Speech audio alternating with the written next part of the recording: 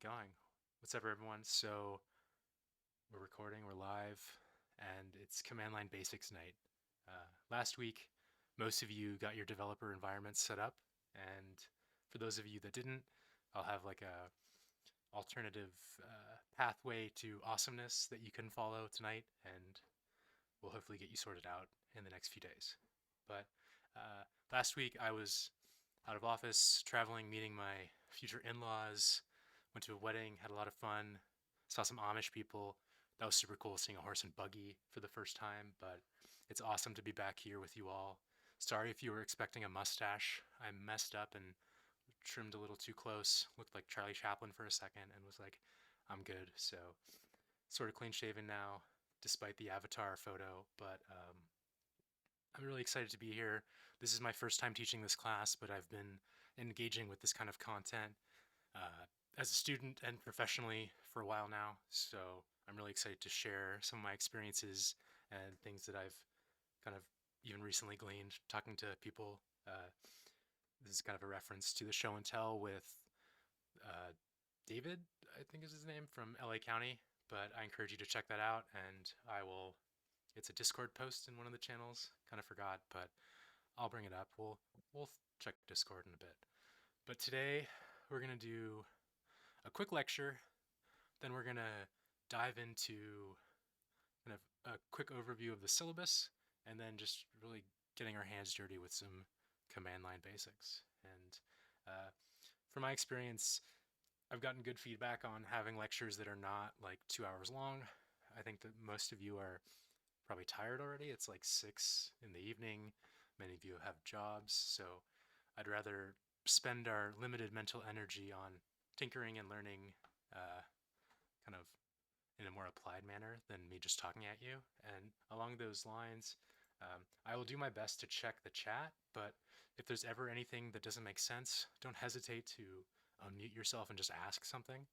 Um, just do know that you are on record and it'll be posted to YouTube, so just be respectful and just don't say anything you wouldn't mind being recorded and posted to YouTube. But I'm here to answer any and all questions, and don't hesitate to unmute. And if you don't have permissions, let me know, and I'll figure that out. But yeah, let's just jump right in. Unless there's any objections, please just post a chat or post a comment in the chat. Is there a way to stop the beeping? People are still. Oh, so I think that you have to do that on your own account. I don't hear anything. I'm not hearing any beeping because I think I disabled that. Um, so if that's really annoying, I'll see if I can. Yeah, I think you have to just do it yourself based on what Talissa is saying also. Um, but yeah, sorry about that. I'll see if I can maybe do a no joining sounds for anyone for future um, sessions. But I don't think it'll be on the recording. But yeah, great feedback, and I appreciate that. But yeah, let's jump right into it. The command line is a lot of things, and hopefully today we'll be able to um, illuminate what it is, what it isn't, what you can expect when you're getting started with it, and even when you're using it after years of using it. So today we're going to familiarize ourselves with fundamental concepts and practical function of the command line interface. That's a lot of jargon, but we're going to learn some of the basics of what it is and how to use it in really practical ways, kind of like on the job. It feels like I'm watching a podcast. Awesome. Okay, cool. But yeah, I use command line scripting often. I'm not coding every day anymore in my current job, but it's still super useful even for people that aren't like quote unquote programmers or coders. But the command line is just this amazing way to interact with your computer and kind of supercharge your abilities as like the neo coder hacker person. Um, so I hope that by the end of the semester, everyone, oh, awesome, Debbie, that's amazing. Thank you for sharing that wisdom. Um, I will update like a Q&A so that we can just reference that more easily. Yeah, love that super reaction. But yeah, the command line interface is just this. I think it's scary at first because it's like, what is this? Am I doing cheat codes with a computer video game, whatever? But once you kind of get over that initial hurdle of maybe the black screen and the green text, you can change the colors too, just so you know. But you can do some really amazing things with a command line. The older I get, the more I think about it as poetry, where like in a haiku or a limerick, you're kind of limited to specific uh, phrasing or lengths of sentences, and there's kind of a style that's expected. Coding is very much the same, and there's different styles that people kind of write code in, and so throughout the semester, hopefully, we'll kind of get some exposure to those different styles. But I encourage you to embrace the art and the science of coding because I think that'll make it a little more fun for you all. At least it did for me, and for people I've talked to. It can be very dry and kind of intimidating and dull, even, but it can also be beautiful and creative and expressive. And that GIF is like spot on.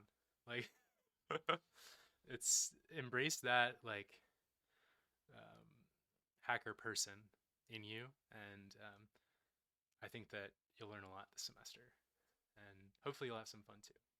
Um, so besides just a lot of like hyping ourselves up with memes, we're also gonna do a tour of some common CLI tools. I alluded to something, yeah, in the post about John from LA County, PostGIS. That's one such kind of CLI tool that's super powerful and used across industry and governments. We're also going to explore some other spatial command line utilities and non-spatial ones. And then finally, we're going to actually get our fingers typing and do some coding or some command line scripting. So that's what you can expect today or tonight, depending on where you are in time and space. But let's keep going. Apologies for this wall of text, but I think it kind of speaks to a couple things where um, this is straight copy pasta from the AWS docs. For those of you who don't know what AWS is, that's Amazon Web Services. It's kind of Amazon's cloud platform for doing computer things on the web. A lot of the internet runs on AWS. There's other competitors from products from like Google and Microsoft, but if you kind of think about where the industry, and when I say the industry, I'm saying tech more broadly, but also GIS. The cloud is becoming increasingly important.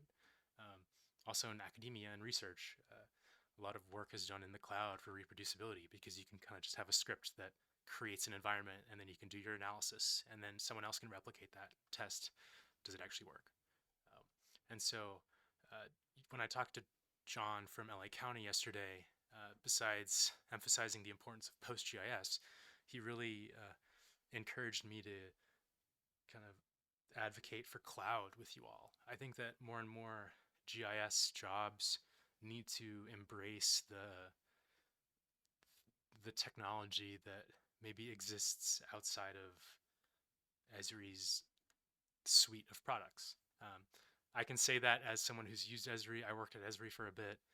They're great products, but oftentimes in the real world, you're using a combination of things. So you might need to do something from Esri, but then being able to use other software, open source or proprietary, is just going to serve you so well in your career. And one of the main things I'd encourage is familiarizing yourself with documentation. Um, I'll share, well, you all have access to this PowerPoint or this Google slideshow via our course website, and I'll share links to that in the chat shortly. But the Amazon documentation is a really good place to just start looking around. And I'm using Mac shortcuts. This is the struggle. I'm on a Linux computer now, but I use Mac for work. And so the muscle memory of copy paste is slightly different, but this is the link that is embedded in this slide. It's really just an overview about the command line and how it's kind of a fundamental way that you'll interact with computers in the cloud. I think most of us predominantly use something called the graphical user interface, which is kind of what we're all on Discord right now. This is the GUI, the graphical user interface. There's like a sidebar with people's names. If they have a photo, that's there. When I'm speaking, there's a green kind of circle that illuminates around my head, a halo of speech goodness. There's a chat thing. We can embed images, but from the perspective of a computer, this is kind of unnecessary. And uh, depending on what you're doing, you might not need a user interface, especially if you're just maybe downloading data or perhaps doing a data processing pipeline that just needs to run once a month as data is updated from the field. Um, Sometimes you just want to have like instructions, like a recipe that you can just tell the computer, hey, do this for me, please, thank you. Uh, that's like a superpower if you can kind of wrap your head around. Um, that's like the building blocks of automation. Once you can start thinking about things that you do on a daily basis that require manual steps, and if you can automate that, that's a super valuable skill. So I'd encourage you to um, think about things you maybe do on a computer on a regular basis that might be streamlined somehow.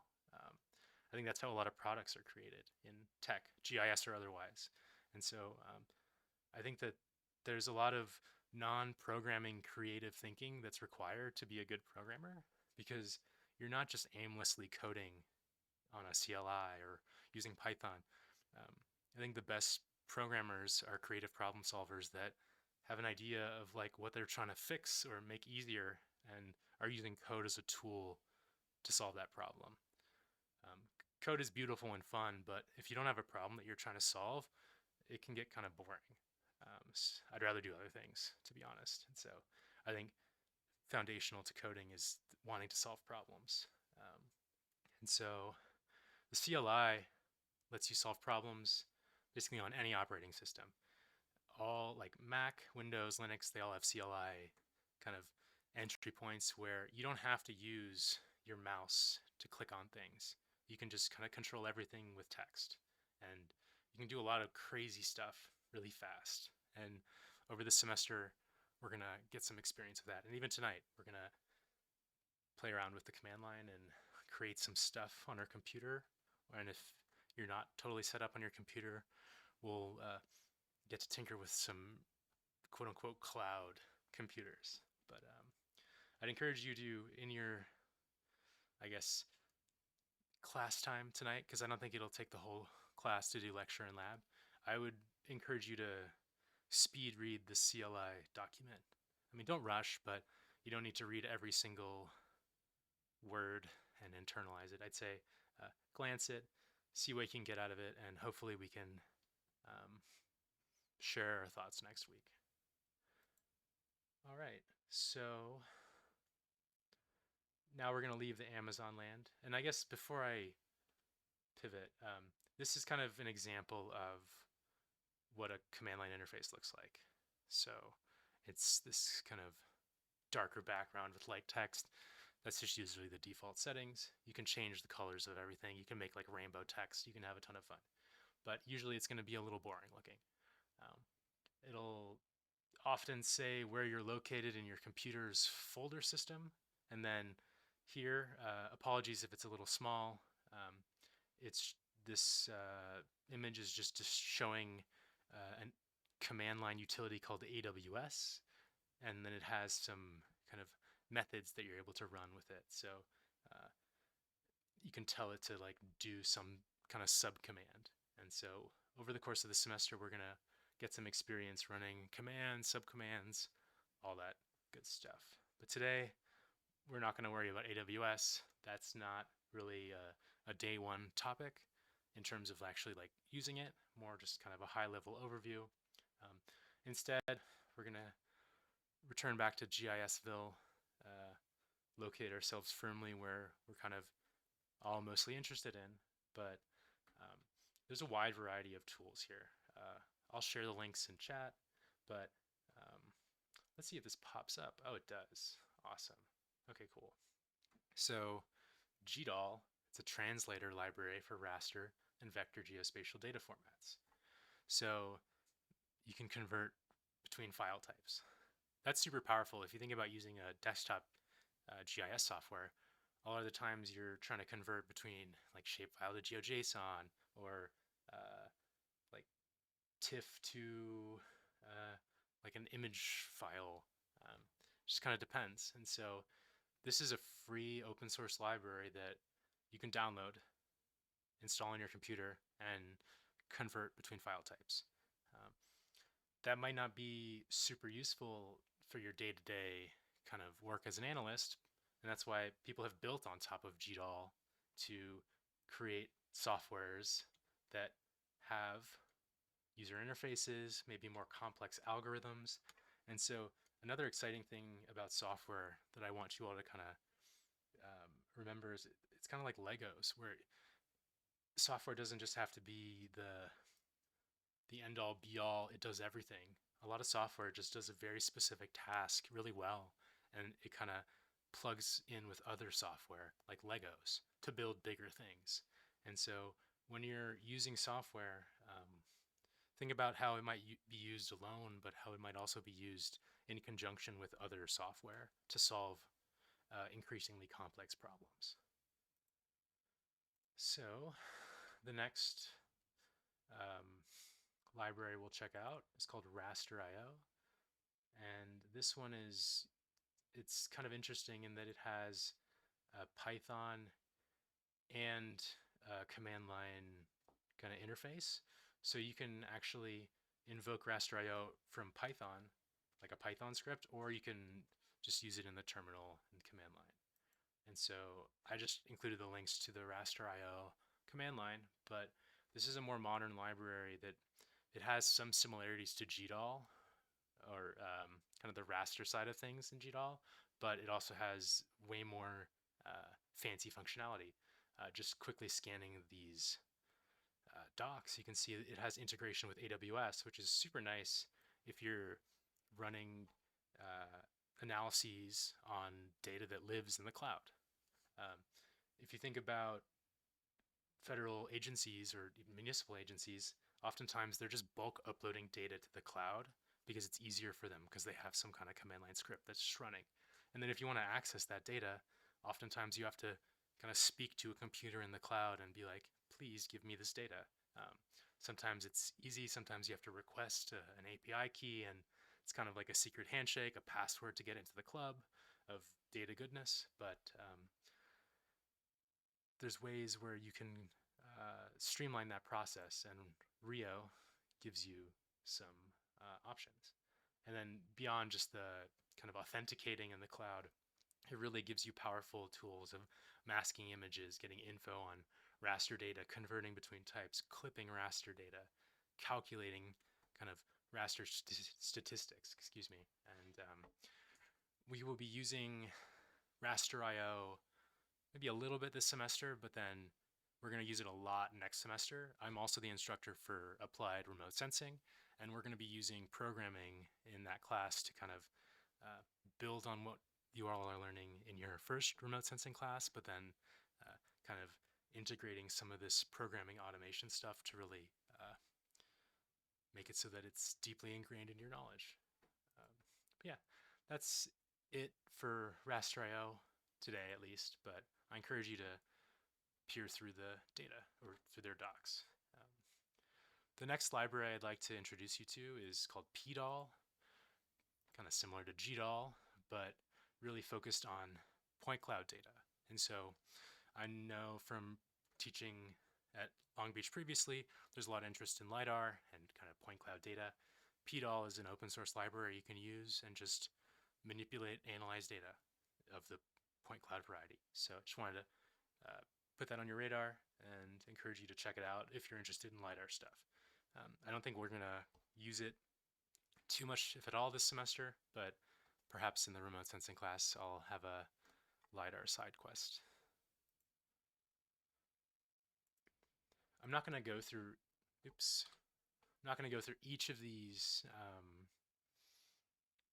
projects just because I think you can probably do that more effectively than me narrating it to you, but I'd encourage you to check these, especially PostGIS. And then I also wanted to include some not fully open source options, but ones that are actually really powerful and useful and created by some companies. And so the first one is Esri's ArcGIS JS CLI. And so this lets you create web apps and widgets really quickly using kind of templates. And there's this whole command line tool that just scaffolds things for you, which is really nice. So you don't have to just create a bunch of boilerplate every single time. Works with Pix4D. Is this, Matthew, could you clarify? Do you mean Raster.io, PDAL? Which library are you referring to? But Sorry, I was forgetting. You can hear me? yeah, I can hear you. Yeah, it was for PDAL, the point cloud. Let's check. PDAL, Pix4D. There you go.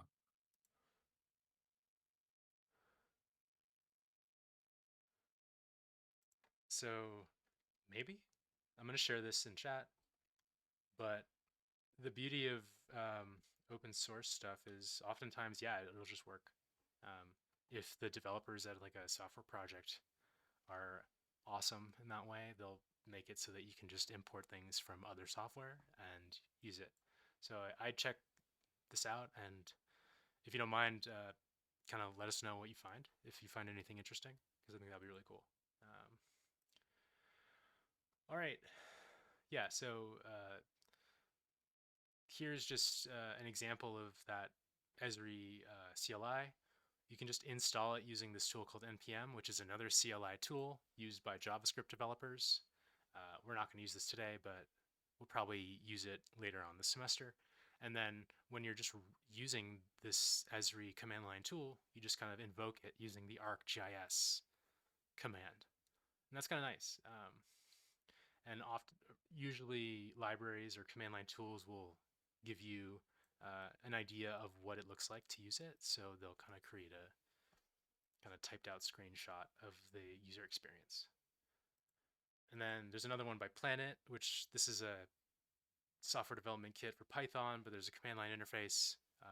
You don't need to worry about what a software development kit is, but here's a way to programmatically get really high resolution, remotely sensed data. So familiarizing yourself with these command line tools will really open a lot of data doors to you. And it's not just limited to data, but I think that as GIS students and practitioners, you're really interested in kind of where the programming meets the applications towards either data analysis, data cleaning, data visualization. Please correct me if I'm wrong, but I don't think that most of you are interested in building GIS software, like coding ArcGIS Pro. It's more you're interested in like automating an analysis or automating data cleaning or some kind of report generation. Because to me, that seems much more in line with kind of the GIS like practitioner. But if you are interested in software kind of development side of things, don't hesitate to let me know, and I can definitely include those kind of resources too. And then I just wanted to do a quick full disclosure. You're going to run into a lot of errors. It's just part of learning. Some of you have already run into a lot of errors with installing Docker Desktop. It builds character. But more seriously, when you're working on the job with technology, I'd say most of the time things don't work out of the box. You're going to run into errors. And so really just kind of building the confidence in being able to read the error message, see what is going wrong.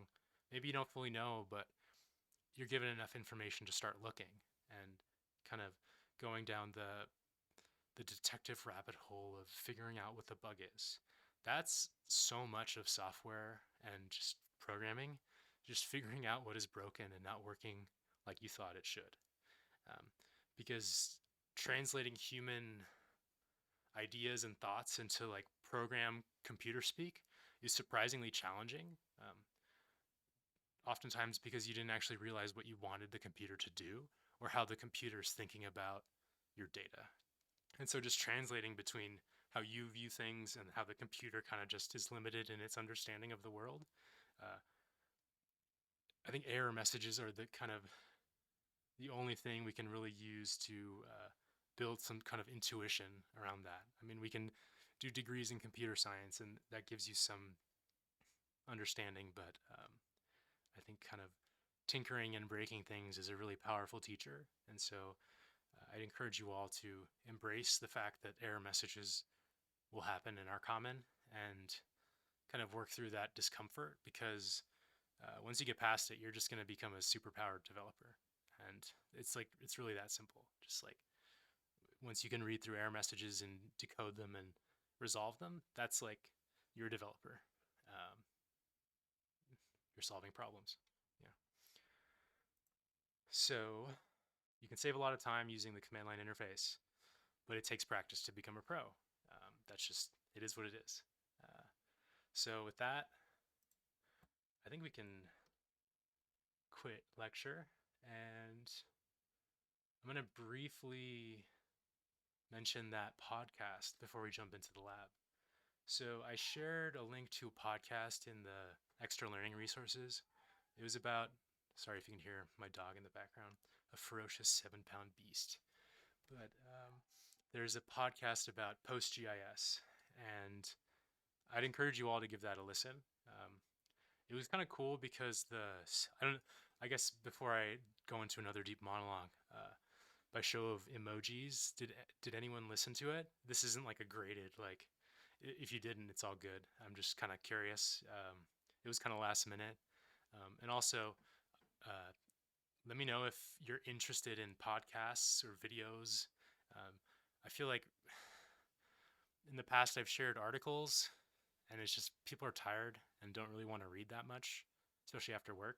So I figured more audio or video content might be more easily consumed. And so let me know if I'm on to something or if I'm way off base, because I can send you articles, but I feel like it might be easier to just listen to a podcast in the background while you're doing something else. Um, but I listened to that whole podcast yesterday. There were times when it was kind of boring. I mean, it's like four nerds talking about SQL, but I think it was cool hearing some of the backstory about how projects evolve over time and how there's such a big social part of these kind of software projects. It's not just nerds in their caves coding in the dark like I'm doing right now. Um, okay, cool. This podcasts are good. Okay, I will definitely look for more podcasts. I think that there's a lot of kind of community and interpersonal relationships that happen outside of the what people expect for coders. Like it's very much like a communal activity. Very infrequently are you working alone, in my experience at least. And so I guess I like that this podcast kind of mentioned that, not necessarily explicitly, but kind of talking about how these people have been working together for like over a decade on this project, and they like each other, they laugh about stuff, and like, yeah, it's, I think that's a huge part of, okay, the stream is laggy. That's good to know. It could be my fault. I was having some Wi-Fi issues earlier, but hopefully it improves. But yeah, I think there's a huge social and kind of communal part of programming that people don't necessarily expect. Um, but yeah, and then I thought it was interesting how they mentioned some different command line utilities like PG routing, Postgres or PostGIS. PostgreSQL is kind of the broader database flavor that PostGIS is part of. Um, on a side note, I'm a product manager at a company called Edgenode, and our product is heavily tied to PostgreSQL. So PostgreSQL is a huge, really common flavor of SQL databases. So I'd say that looking into PostGIS and PostgreSQL is a good, it's a good move. it'll serve you well if you get some exposure to it. I'll just say that. Um, I think that's all I have to say on that podcast, but I'll keep looking for other podcasts that might be interesting. Sorry about the laggy video. I I'll do some research before next class to see if I can fix that. I do see that my lips are kind of lagging. Um, oh well, it's like a dubbed movie. Okay, so before we get started on the lab, I'm going to share the alternative option to participate if you don't have a working development environment. Um, so tonight during class, once we're kind of off to the races and you're working on your labs, for anyone who still has a wonky development environment, don't hesitate to stay around and I'll help debug as much as I can. And then if we don't fix it tonight, we'll continue working. And if we see that there's a point where maybe this computer is not meant to be a development computer, we'll make that call then. But don't worry if you don't have your things set up tonight. Along those lines, I've extended the Lab 1 submission deadline until October 31st at midnight. So you should all have plenty of time to get it set up. And you won't be like penalized for being late. I didn't anticipate issues. So my bad. But yeah, I shared a link to, or I will share a link to this resource or this project. It's called Killer Coda, and they give free access to compute resources, but it's time limited. So they'll give you like an hour free to code and like learn things, and then you kind of have to reset. So that's fine for learning and doing labs. It's not ideal for trying to use this for like an application because you want things to run for longer than an hour. But if you don't have a working development environment, I'd encourage you to use this link. It'll give you access to a pretty minimal Ubuntu computer. You just have to sign in using one of these options. Sorry, computers are not free, as we all know. So I'll do more research on other options, but this is kind of the one I could find on fairly short notice. I think the easiest way to connect will be using Google or your email. But if you already have something like GitHub, you can connect like that. And that's how I'll connect just because I've already connected like that. So I'll just show you what it looks like. I'm authenticating. Oops. Forgot to put my password.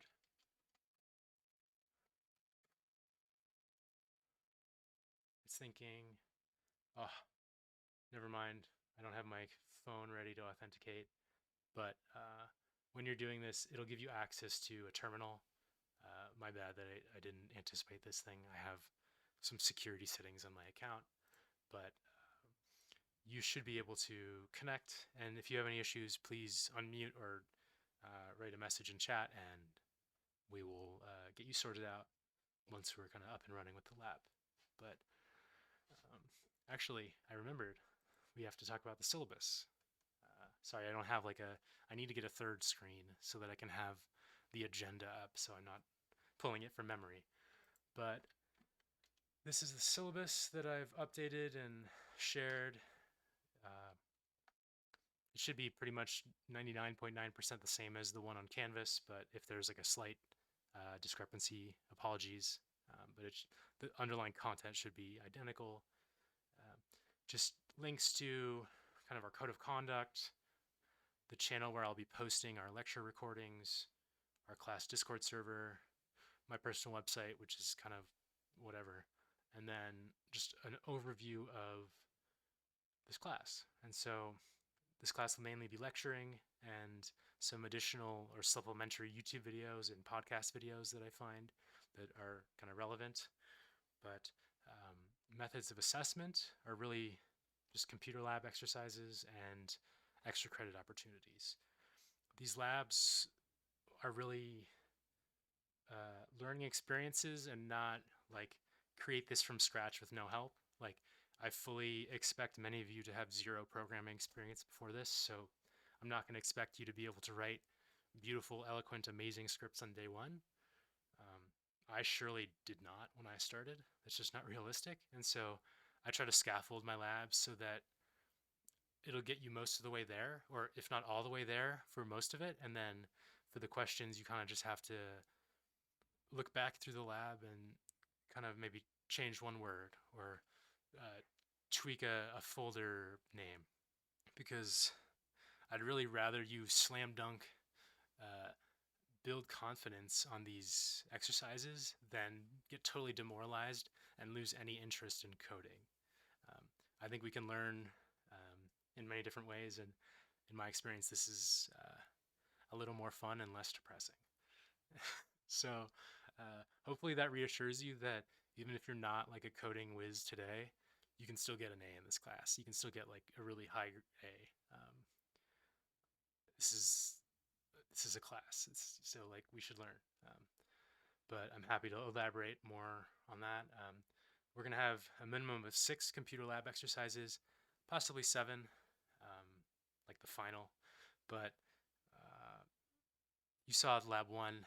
Besides the unfortunate error messages, it didn't seem like people were running into too many issues with understanding the content. And then I think after today, you'll have a better idea of the kind of difficulty and length of future labs to come. So I hope it's uh, challenging and like learning a new thing, but not overwhelming in the sense that it shouldn't take you like 6 hours to finish this lab.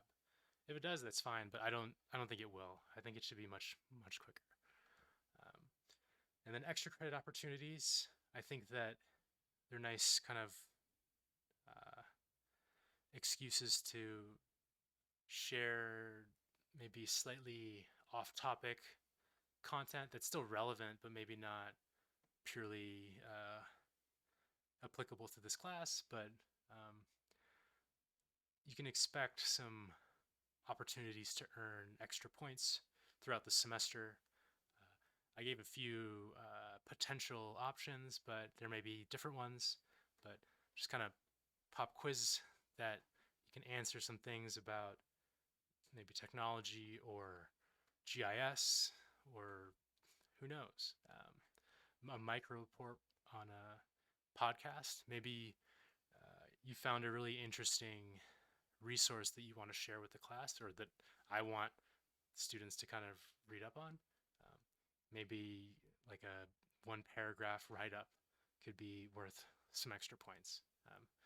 But just keep an eye out on that kind of stuff, and hopefully it gives you some uh, breathing room that if you're maybe late on something or missing a lab because life gets hectic, you can get some extra points.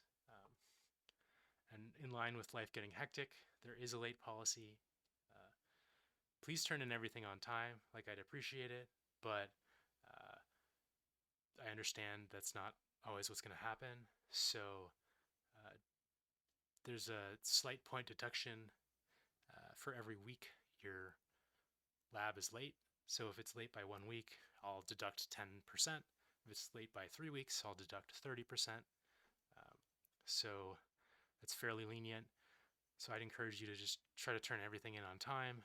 And I'm super happy with giving everyone 100% if it's good quality content. So there's not going to be some forced curve where people have to get certain grades. Uh, just turn everything on time and you'll do well. And if you know you're going to be late or going to be out of town or something, just let me know. Just send me a DM. I'm pretty chill. So yeah, I'd prefer to know in advance, because then it's easier for me to like, okay, yeah, they're out. And then just a note on reaching me, Discord is definitely preferred. Post it in QA or DM me. But if you need to reach me by email, just alexpakolnishkas3 at gmail.com. Yeah. And then going to Andrea's point, or Andrea, the micro report and in-lab extra credit opportunities. So let me give a little more specifics on that. So the micro report would be like maybe a one paragraph or two paragraph write up on a podcast. So say it's like a 1 hour podcast. Can you do like a quick summary, sharing like a TLDR with me about what you think the main points are and why it matters to someone studying GIS programming? In terms of in-lab extra credit opportunities, I'd say that would be kind of taking what the lab's topic is about and maybe, in the words of Emeril Lagasse, kick it up a notch and maybe ask a slightly more complicated flavor of a question, um, where you'd need to understand the basics of the lab, but then maybe stretch a little bit to test your understanding. And so, again, it's not going to be like hyper advanced wizard big brain stuff. Um, it might be challenging and make you think about what you're doing, but I'm going to always try to make the extra credit attainable so that points are in your reach. Hopefully that answers your question, but let me know if you'd like more clarification too. And then I forgot to mention too, I will have like a study guide for the final. In terms of difficulty and length, the final is really just a final in name. It's going to be essentially the length of the other labs and similar difficulty, but I'll give you kind of advanced notice on what to expect on it because it'll be like an overview of everything we've learned. So probably a week or so before the last class, I'll give a study guide to help you all prepare so you can crush it. Hopefully that alleviates any concerns you may have had about taking a programming class and how it might affect your GPA. Like, let's all get A's, man. Let's just turn things in on time, ask questions, and help each other. And I have no problem with a really high average score. And then a quick plug for the code of conduct. I know we're all adults, respectful and kind and caring, but I'd encourage you to read through this and just be open to maybe just following this so that we can have a really safe and welcoming learning environment for everyone, regardless of where they're from, and just help each other. I think that the beauty of open source software is that it's really a collaborative environment where people come together and work together to solve problems. And I want this class to be a similar kind of community where you feel like you can help each other. I have some of the answers, but I think that we can all work together and find other answers too. That's not me kind of shirking my responsibility as a teacher, but I also want to kind of encourage you all to lean into helping each other because on the job, that's usually how it is. There's not really a teacher person with the answers. Oftentimes, those at the top are also looking for the answers. They just are not as technical as you. And so working together to solve these problems is going to really serve you in this class and in your careers. But yeah.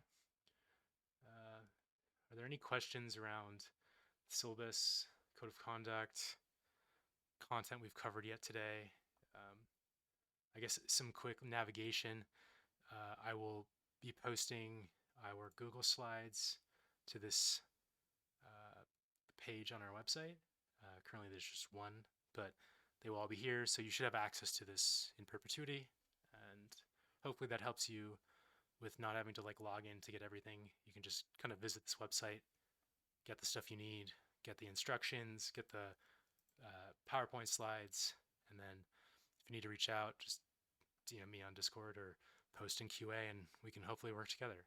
And along those lines, if you know the answer to something in QA, definitely chime in and share what you think.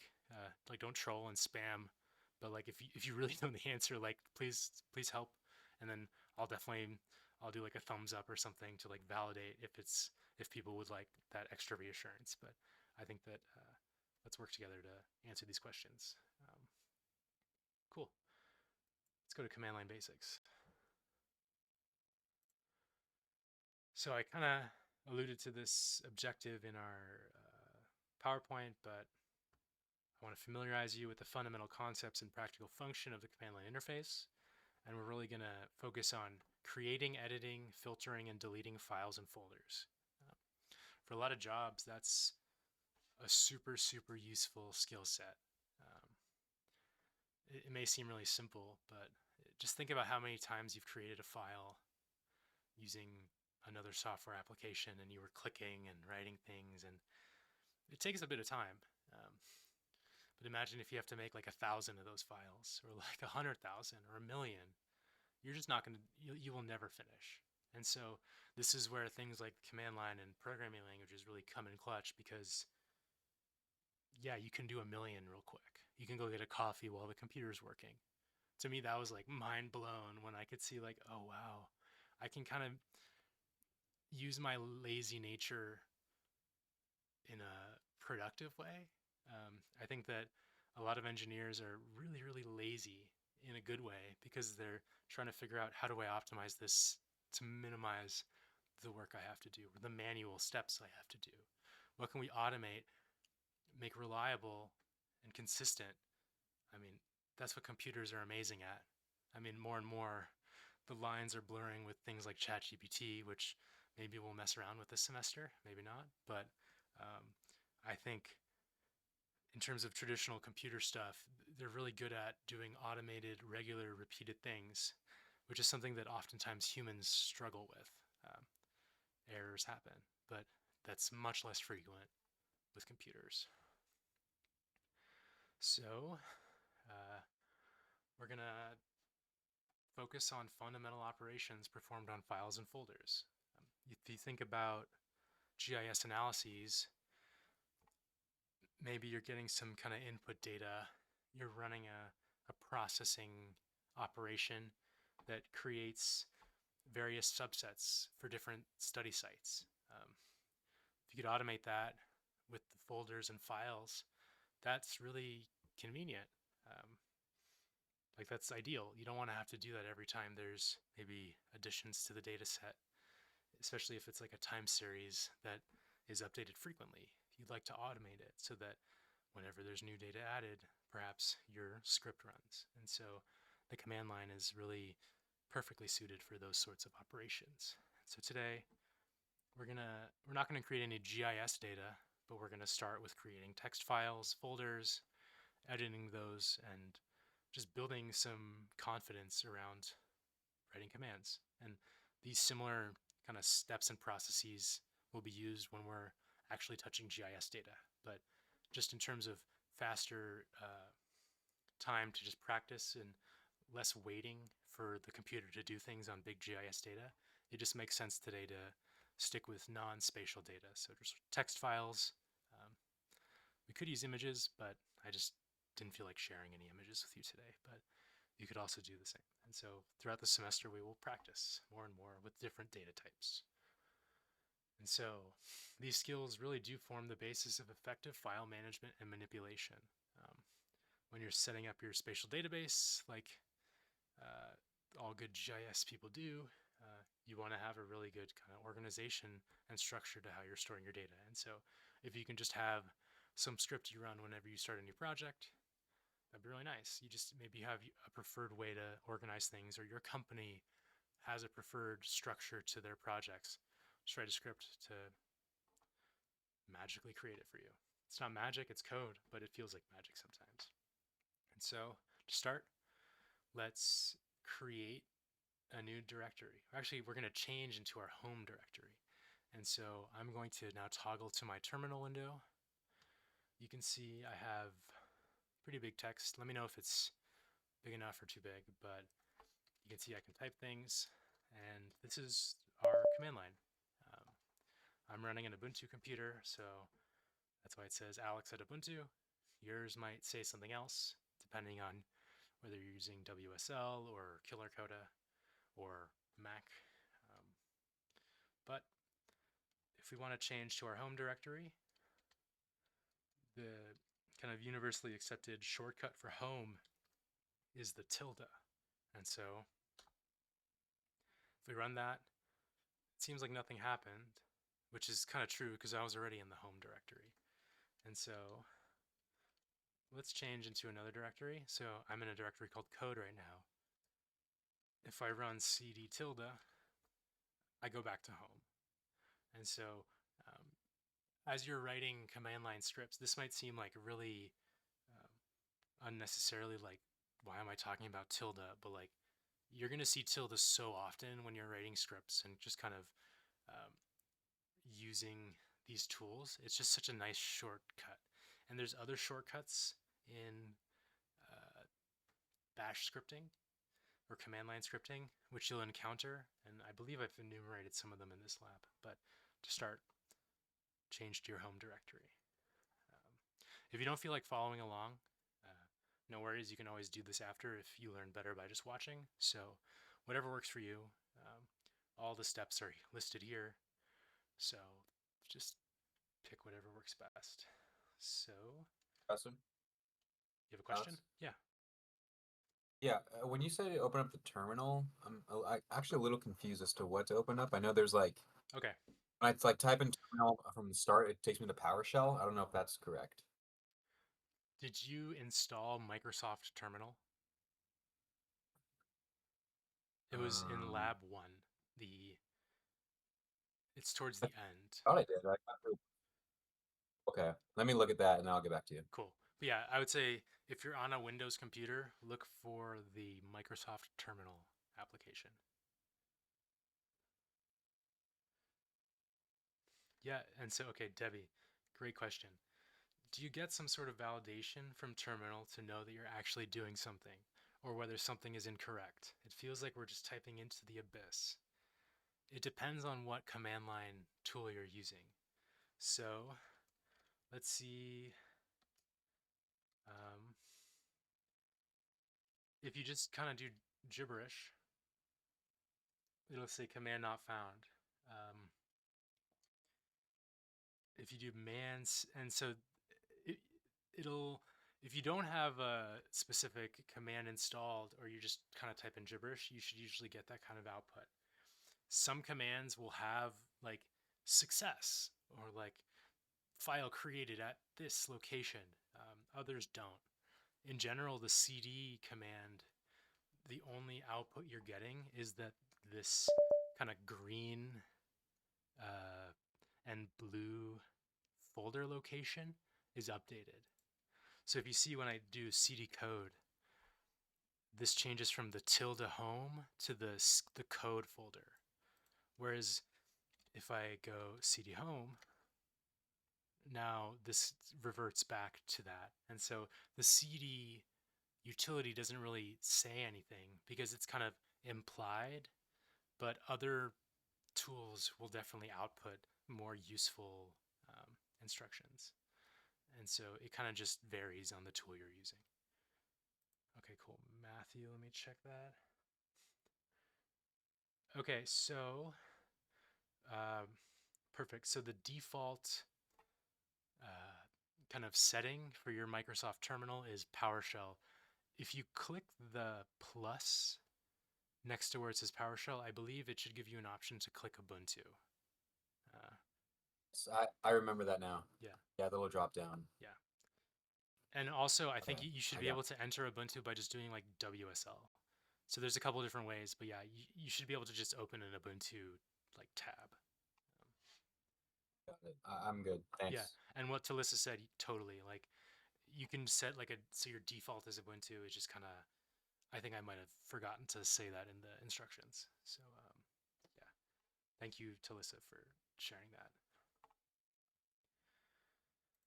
All right, so if you have any more questions, let me know. But I'm gonna proceed with creating a new directory. So we're going to use the makedir command. And oftentimes these commands will have a dash dash help option so that you get information about what it does. Unfortunately, I'm kind of zoomed in, so it's a little aggressively large text, but it gives you information about what this tool is doing. So we're going to be creating a directory or directories, and we can also, if they don't exist. If they already exist, we're not going to recreate it. And then we're going to be using the -p option so that we can create nested folders, uh, kind of like those little stacking dolls. Cool. I'm going to check the chat real quick. So you got to, so Maria del Carmen, uh, you need to open a new tab with the Ubuntu profile. There should be like a drop down caret next to the plus sign and the X. If you look at Matthew's screenshot, at the top left it says Windows PowerShell, and then you can close the tab, and then there's a plus sign and a down caret. I believe you click the down caret and you can select an Ubuntu kind of profile. Let me know if that works, but I'm going to proceed in the meantime. Cool. Yeah, let's make this folder or this directory. And a shortcut that I use often is clear, because I don't like having a bunch of stuff on my screen. And so this just clears everything out. And so you might see me do this. This is kind of just something I do to minimize the information that I have to see. And yeah, Talissa, perfect. Thank you for sharing that screenshot.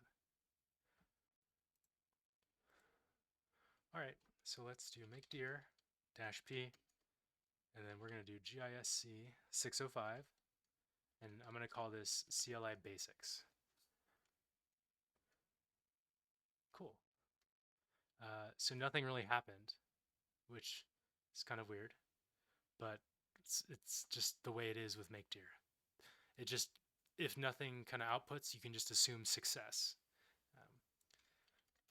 And so now if we want to change into that folder, we can start typing.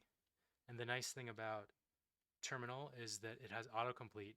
So once you start typing, you can press tab and it'll automatically fill in the rest of the name, which is super convenient for a lazy engineer like me. And so now we're in this new folder.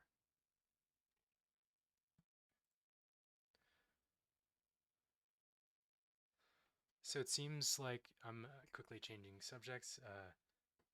Maria, it seems like you might not have WSL installed. Same with you, Brian. Let me know if you were able to run the WSL install commands through the lab 1.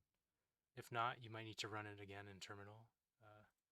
But let me know. I'm going to continue with the CD in the meantime as you're responding. So if we want to change back to home, we could do CD tilde, but another way, you can use periods to kind of denote relative locations. And so if we do CD period period, it takes us back to GISC 605, which is kind of cool.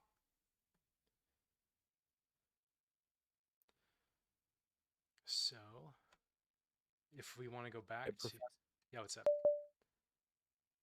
You said you created a folder. Is this being saved somewhere on the computer, or is just like in the back where we can't see it? Like, is there an actual folder that's gonna be created, kind of like Yeah, a folder where I would save my homework? totally. Yeah, no, it's creating a folder. Okay. Yeah. Okay. Sorry Depending. if I jumped ahead. No, no worries. Yeah, no, I appreciate the question. Yeah, no, it's creating a folder. You can, these folders that are created in the command line, you can also click on them with your mouse and stuff. It's just, you might have to find it, but it's on your computer for sure. With the WSL, it's not as straightforward to necessarily find it, but once you kind of connect things, you can easily click on it and like right click, add new file stuff, and they're kind of connected. And so you can do things on the CLI or the user interface.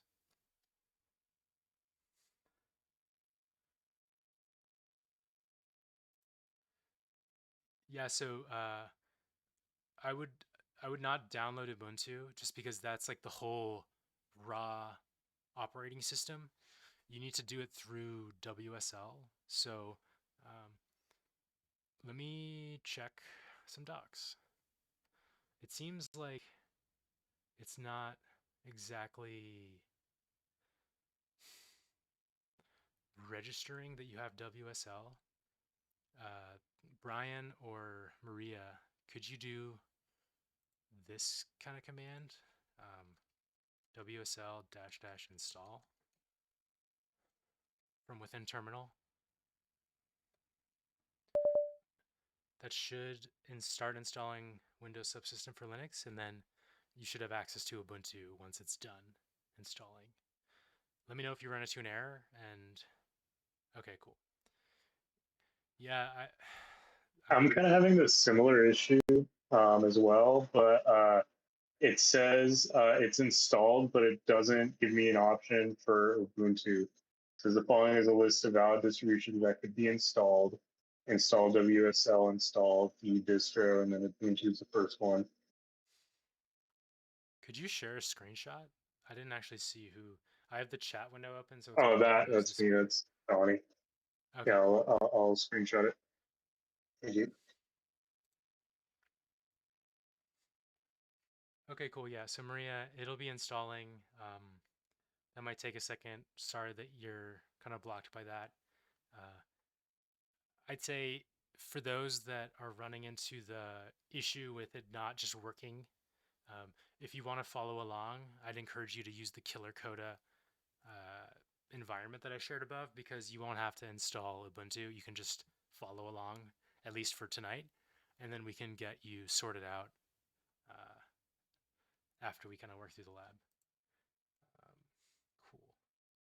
The following is a list of valid distributions that can be installed. Okay. Yeah. So, wait, so this is O'Brien. Okay. Interesting. So this looks like it's an issue with the version of WSL you're using. I believe that we had a similar problem in Q&A, but I think you should just be able to do this, like, if you can see my screen, WSL -- install -d and then Ubuntu. I think this should work. And if it doesn't, I'd say just go to Killer Coda for tonight, and then I'll help you troubleshoot after we go through the lab. Yeah, sorry about that. Okay. So we've kind of just created a folder, nothing special. So let's move on to creating files. So a tool that you'll use often is called Touch, where you can just create an empty file. There should be a help for Touch. And just update the access and modification times of each file to the current time. That's kind of, it's another use of Touch, but oftentimes it's just used to create an empty file. So let's do Touch. Actually, first, before we do that, let's do CLI basics with the ls, and you can see there's nothing output because it's just an empty folder. Now let's do Touch CLI basics new file.txt, and so unfortunately there's no output, but if we do ls CLI basics, and you can rerun a command or go through your command history by doing up arrow on your keyboard, and that's a quick way of not having to retype everything all the time. But if you ls CLI basics, now you'll see we have a file in there. It's not just an empty folder. And so we just created a file on the command line. So this might not seem like this magical or amazing operation, but this is like a building block, a fundamental kind of step on automating a lot of workflows. So Touch isn't the only way you might create a new file. Say you would actually like to put something in a file on creation, you can use the echo utility. And let's actually just get the help for echo. Oops. So it's just echoing out help. Echo is a tool that just kind of spits out what you write after it. So we're using echo to spit out dash dash help. Let's say we want to spit out something into a file. Let's do echo. This file has some data. And then we're going to do a right caret, so like a greater than sign. And then let's specify a file name. So we'll call this another file.txt. Cool. So that doesn't seem like much, but if we do now ls CLI basics, we have 2 files, which is kind of cool. And soon we'll learn how to actually output the contents of a file directly to our command line. So you don't even have to open files with like clicking. You can just do like a preview with code. And so you can quickly see how you're able to just like, if you memorize some basic commands like ls, echo, cd, you can really quickly like move around your computer, change things, delete things. And that's actually like, takes a lot of time when you don't do it on the command line. So I kind of foreshadowed this ls utility, but let's use it again. So if we'd like to output the contents of the current directory, you can just do ls period. And so you can see there's a CLI basics and then a folder that we're not using today.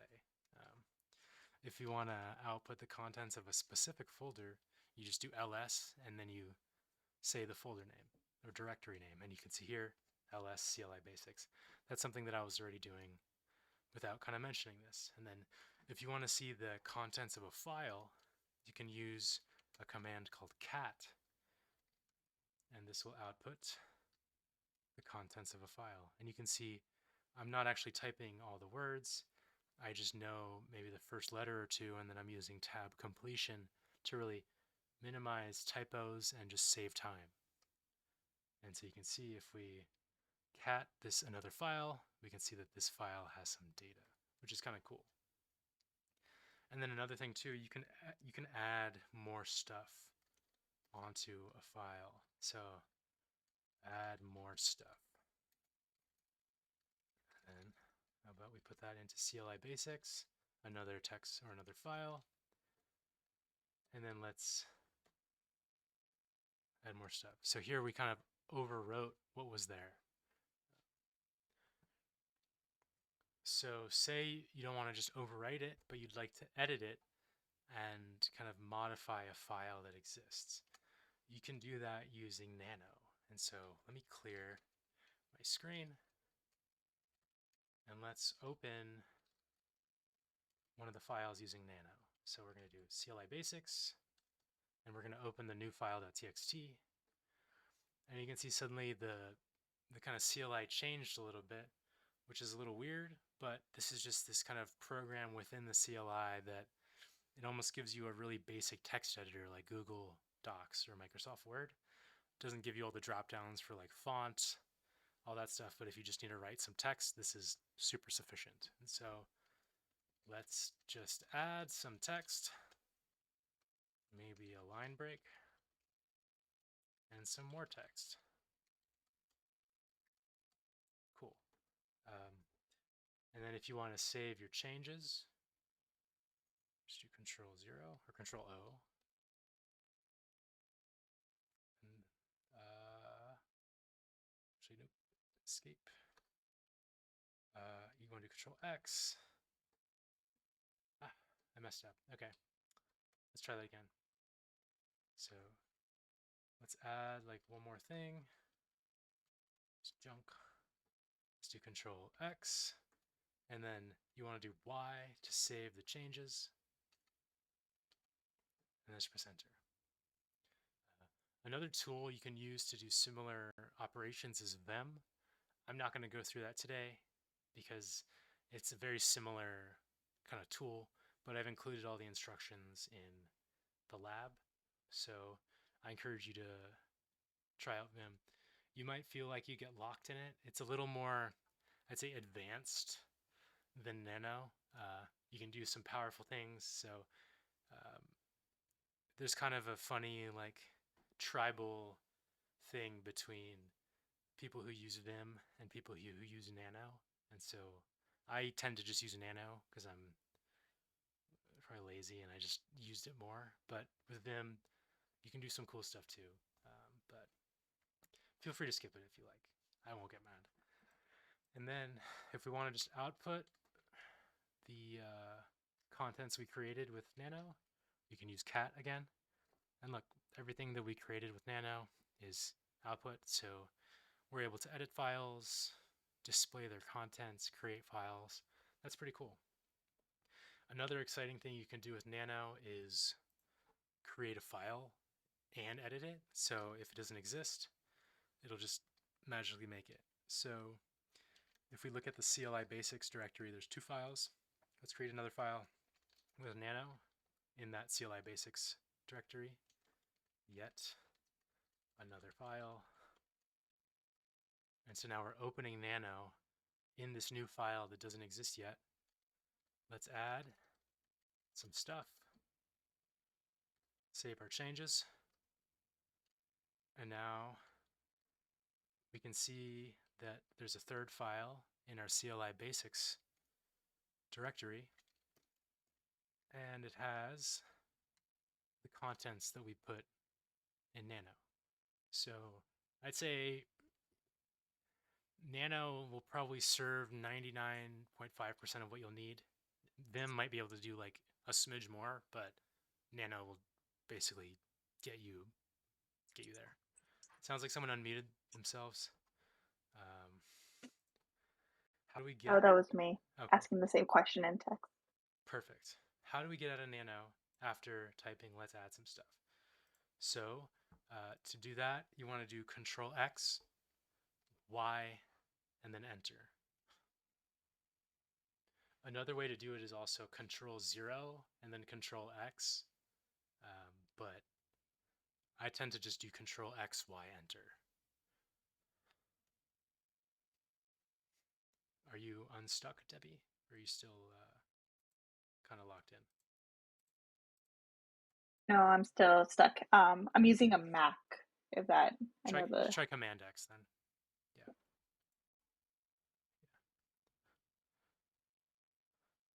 Okay. Yeah.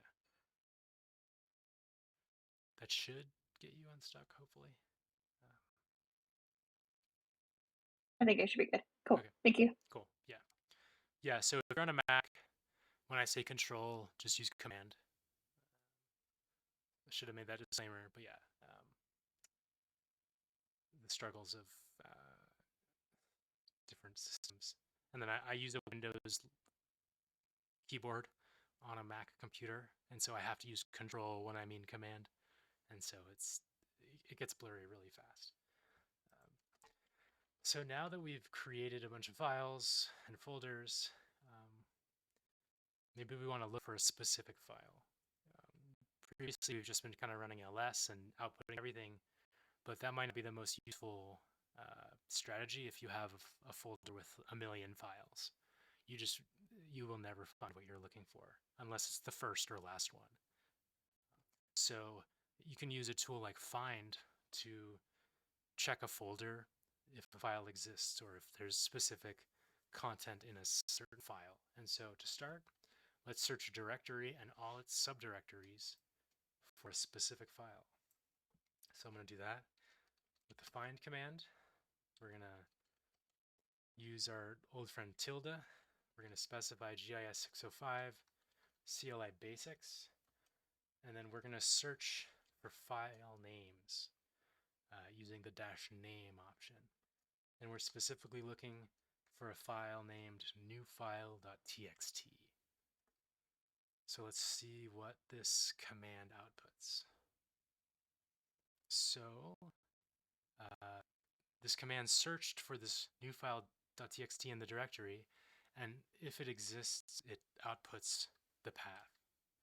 So let's try this with a file that certainly does not exist, so we can kind of check the opposite. So like does not exist. So here, there's just no output because find could not find that file. So hopefully that kind of makes sense with this initial use case of find. maybe you want to check that there's a specific data on a specific site. Oftentimes, GIS data kind of has some sort of naming convention that indicates when it was collected, where it was collected, and by who. And so you could maybe even use find to filter and check if Joey uploaded the data like he said he did last Friday. Sorry if there's a Joey in the class. I was just thinking of a random name. So we searched a directory and all its subdirectories for a file. Let's search the current directory and all its subdirectories for a file. So in this previous example, we specified the path home GIS 605 CLI basics. You can also use relative location or relative path names, i.e. like period, and similarly type name new file.txt. And so the output now will not show the full path, instead the relative path with the period. And so just know that if the file exists, it will output the path name. Depending on how you're searching using absolute or relative paths, you'll get the similar kind of path returned. I just said path a bunch of times, sorry. So we've been looking at directories. Now let's search files, because imagine there's a situation where everything on this like log is added to one log. It's like an append only database where you can't delete anything, you just continually add to the bottom. So we want to search for a specific line or the contents, and so let's use grep to do that for us. The nice thing about grep is you can search case sensitive or case insensitive. Let's start with case sensitive. So we'll do grep this file. And then, so we're looking for the content, this file. And we're going to look inside another file.txt. So this might not work because there's no such file, another file.txt in this directory. So let me modify the path of this to be, what is it? CLI basics, another file. And so it's searching, it didn't find it. So let me make sure that it's another file, what's inside it, because I might have written instructions for a previous version of the file content. So give me 1 second to check. CLI basics, another file. Okay, so another file is empty actually.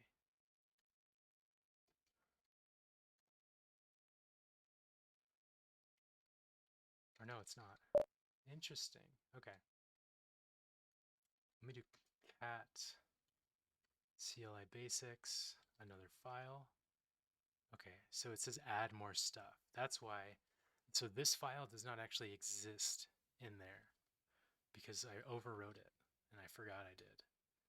So instead of searching for this file, let's search for add. So you can see the content that matches what you input will be colored red, and then everything else will just be the white text. So similarly, if I replace add with more, the red shifts over. And so grep is able to determine that the file contains the content that we're looking for, but it's case sensitive. If we want to do case insensitive, we just need to add the -I option. And now we can add just a full caps search and it'll automatically match. So that's kind of nice. Maybe you don't know if there's capital or non-capital. You can use the case insensitive search. Similarly, if you don't necessarily know what file you should be looking for, you can check all files in a given directory for specific content. So you can do that using the wildcard asterisk character. So instead of specifying an exact file name, you're just telling the computer to look in every single file that exists in this folder. So, forgot to do add. And so, it'll output wherever it finds this add. So it's nothing too wild, but just the computer's checking files for us for specific words or phrases, which is actually pretty useful. And then sometimes you need to delete files, so let's pivot to deletion. But before I do, does anyone have any questions? Is everything working for people that are following along, or is something catastrophically broken or not making sense? Just doing a quick check-in to make sure we're all on the similar page and generally all right. I guess I have a quick question. What's up? If you're like writing this code or following your lab and then you make a mistake, how do you start like over from scratch? So Or you, is that not possible? when you say start over from scratch, do you mean like delete everything and I start want to over? go basically. So I'll show you how to do that. I think this next section will show you how to do that, basically. Check back with me I after can this wait there. section. Yeah, because we're going to do deletion. It's really like these next two sections, delete a file and delete a directory. It's like a one-liner to delete a folder. So I'll show you right now. And then I'll follow up with Andrea's question. My add more are not working. Do not see highlighted red. So the reason why it might not work for you is because I'm not sure what's in. You might still have this file, or yeah, my instructions. If you're following my instructions exactly, Andrea, you should search for this file. The reason that I was searching for add is that I modified the file and it's not exactly the same as the instructions. So I hope that clarifies things. I think that if you search for this file, you should see red. But let me know if you don't. So if we... I'm following your lab, and it's this file is highlighted in red, Okay, cool. at least for me. Cool. Yeah. I think mine, sorry if I confused you all, but yeah, the reason mine is doing that is because I modified the contents of the file. So it's just, I was going off script. Cool. So it seems like Ari, I'm hoping you mean that it works for you and it's not that it's broken, but let me know if it's broken and we can get you sorted out. But yeah, I'm going to move on to deleting unless there's objections. But let's quickly just create a file. So touch file to delete.txt. And then we run ls, and you can see that we have our two existing directories and then this new file. If you just want to delete a file, you just do rm file to delete.txt, and that's gone. So be careful, because if you do that, it is gone. There's not really an undo. So rm is very, very powerful. But that's all it takes to delete a file. And then if you want to delete a directory, it's very similar. So let's create a directory to delete. And so now you see we have this other directory. It's really as simple as rm-r and then whatever the directory name is. And the -r stands for recursive. So if you have subdirectories or files in that directory, everything will be gone. You will lose everything. And so I warn you, be careful with rm. You can lose important things if you don't have a backup. It will delete. And so if we do ls, you can see we just have our two directories. If you want to start from scratch, I would go to like cd home, and then you can straight up do like rm r gisc 605 blah blah blah. I'm not going to do that because I don't want to delete it right now, but it's really just running rm on the folder you want to delete. So I forgot who answered or who asked that question, but hopefully that answers it. You should just be able to do rm-r, and then the folder will be gone. Cool. I think we're getting to the home stretch of this lab. There's just 2 more subsections, and then it's really the meat of the assignment. This is kind of the scaffolded steps to give you some confidence on doing these operations, but the actual deliverable is where I have you take these kind of instructions and apply them to a little creative problem solving. And so before we go on to that, let's finish the walkthrough. So let's learn how to make a copy of a file. Say you have a template that you really like and you want to make duplicates whenever you have a new project. You can use this copy utility to arbitrarily copy things, which is also great if you want to maybe make a duplicate of something so you have a backup in case you accidentally run rm-r. So to start, I'm going to do touch file to copy.txt.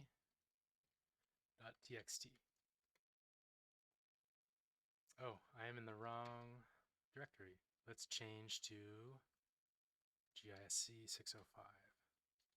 Perfect. So now let's recreate that file again. So if we do ls, now you'll see the 2 existing directories that I have and then this new file. So let's run the cp utility and do file to copy.txt, and I'm going to copy it to a new file path. It's going to be in the same directory, but we're going to give it a new name. So new copied file location.txt. When I run ls again, you'll see I have the file to copy, and then I have a duplicate at this new location. So this is great. Sometimes though, you might not want to duplicate it, you might just want to rename it. And so if you just want to move a file and put it somewhere else, you use the mv tool. You can also use the mv tool to move a file and rename it. So let's do that real quick. To start, let's create a file to move. And then let's move it. So move file to move. Actually, let me change to another directory so it's more meaningful. So we do rm file to move.txt because I don't want to have that file. So let me change into CLI basics. Cool. So now touch file to move.txt. Now you can see we have 4 files here. Now let's move this file to the GIS 605 directory. So mv file to move GISC 605. So if I run ls in the current folder, you'll see now we have 3 files. And then if I run ls in GISC 605, you'll see that the file to move has been moved there, but it's still named the same thing. So now let's move this file and rename it. So let me clear this. We'll do mv GISC 605 file to move, and let's rename it GISC 605. We're going to put it in the CLI basics, and we're going to call it renamed file to move. Now, if we run ls in the current directory, or let's run it in GISC 605 first. So you'll see there's no file to move anymore. It's just the file to copy and the other stuff that was there already.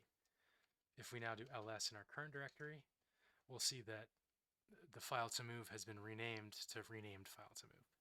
I'm sorry if these seem kind of like contrived, mildly obnoxious examples, but copying, moving, renaming files is so foundational and important to so many other things that if I didn't kind of give you this experience, I think it would be a huge disservice to you all as technologists and future programmers of the world. Similarly, you can make copies of directories and move directories. I'm going to leave that to you because I've said make dir cpmv so many times, but it's really the same process as moving a file. You might just need to add a -r option to move everything. So I encourage you to work through that on your own. And if you have issues, don't hesitate to ask questions. For the final portion of the kind of lab demonstration before I set you off to work on the lab, we're going to learn how to install packages. And we're going to use kind of a third-party package that you might not use ever again, but it kind of gives you experience of installing something. So let's install tree. You might need to put in your password. You might not, depending on how your security is set up. But I already had this installed on my computer. You might not, most likely you won't. So you might not see this exact same output that I do. But now we're going to use the tree utility to kind of create a graphical output of our file structure and folder structure. And so this has a long help guide, but it doesn't actually include too much useful description. So I'm going to skip that. Apologies for the aggressive scrolling. And I'm just going to show you what the output looks like. And you can see it just kind of creates a plain text visualization of the structure of your current location. If I change to GISC 605 and run tree again, you'll see it's a slightly different picture. But it's really creating a graphical output of kind of the hierarchy of folders and files. And this can often be helpful if you need to quickly check if something exists somewhere. Right? Yeah, I think it's kind of cool. And so there's lots of utilities that are like this, where it's like kind of nifty and just a convenient way to look at things differently that wouldn't be easily reproduced without a command line tool. And so the nice thing about tree is you can also save the outputs of tree into a file. So you can like share it with someone if you want. And that's kind of part of the deliverable for today's lab. I'm going to have you run tree after doing some things to see if you created the files as I was expecting. So this was kind of me being sneaky so that I could more easily grade your lab. But yeah, if we just run tree, we can now see we have an output file name.txt, and then if we use cat to show the contents of this file, we'll literally get this tree diagram. And so for today's deliverable, I think the final stage is uploading one of these tree diagrams to Canvas. But this lab is worth 10 points, like all labs in this class, not including extra credit opportunities that can potentially boost you over the 10 points. So it's not uncommon for people to get 12 or 13 out of 10 if they do all the extra credit. But for today's lab, I would like you to create a new directory, create a new file, create a couple new files, and then run the tree utility and upload it to Canvas. So this is all stuff we worked through and walked through today. It's just kind of changing names, maybe moving into a specific folder, creating a file. But you should be empowered to follow the instructions and kind of work your way through this problem. If you run into any blockers, please don't hesitate to kind of reach out to classmates or me, but this really concludes the lab demo and our lecture portion. So depending on how you learn, if you would rather leave and work in silence off Discord, that's great. If you want to stay and hang out so you can ask questions, that's great too. But at this point, I encourage you to just pursue how you learn best. I'll be here until 10, hanging out. I might step away to like get a drink or use the bathroom, but I'll be around. And then you can always DM me with questions, specifically maybe start with the QA, because I'm guessing some of your questions will overlap and you might be able to learn from other people's questions. So that's where I would encourage you not to just go straight to DM. But besides that, go for it. I see there was a question on the lab due date. Yes, it is due October 31st before midnight. So don't wait until that day just because it's Halloween and you might want to have fun. But you have until Halloween to finish this lab. And with that, have fun, go for it. I'm here for questions. Also here to help you troubleshoot. I will likely stop the recording soon just so that I can begin uploading it a bit. But if there's a strong preference for me to keep recording to answer questions on recording, let me know. I'm going to start looking at the chat again to see questions. So, distribution name Ubuntu error code. Okay, cool. So, let's search this error code together. Let me turn off terminal. So I kind of looked it up already, just while you were going through the lab, Cool. and it wanted me to. I don't know what this is called. It was called MM something. I could send you a link to what I. Yeah, It said something about the error. Cool. That would be super helpful. Oh, using mmc.exe. Do you know anything about that? Or like it's like saying add a security template to Snap-on. Yeah, that's weird. Yeah. What version of Windows are Should you I- using? I'm pretty sure it's either 10 or 11. Okay. The computer's probably from like 2020. So Lenovo. Okay. I've noticed that there were some issues for people where if they have a computer that upgraded from 10 to 11, certain like settings didn't transfer to enable like WSL. So I'm wondering if it's that. Yeah. So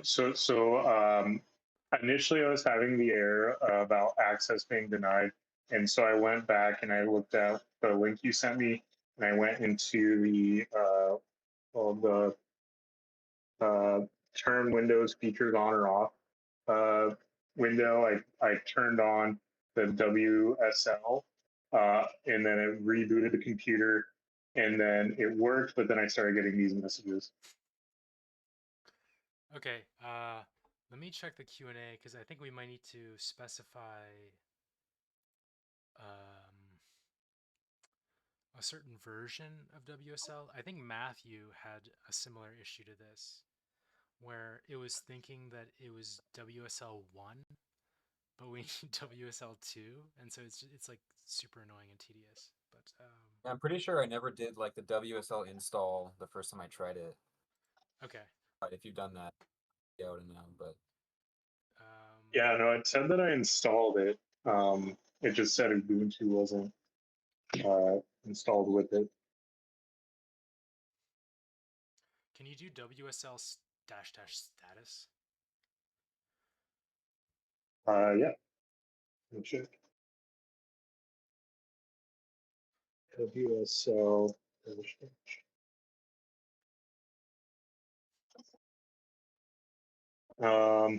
Says the Windows subset Linux kernel can be manually updated. WSL update for automatic updates cannot occur to your system settings. To receive automatic kernel updates, please enable the Windows updating settings receive updates for other Microsoft products.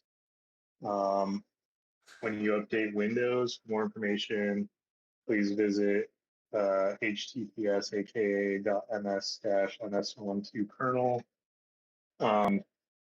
Says the WSL2 kernel file is not found. To update or restore the kernel, please run WSL update. So should I try that. update this or?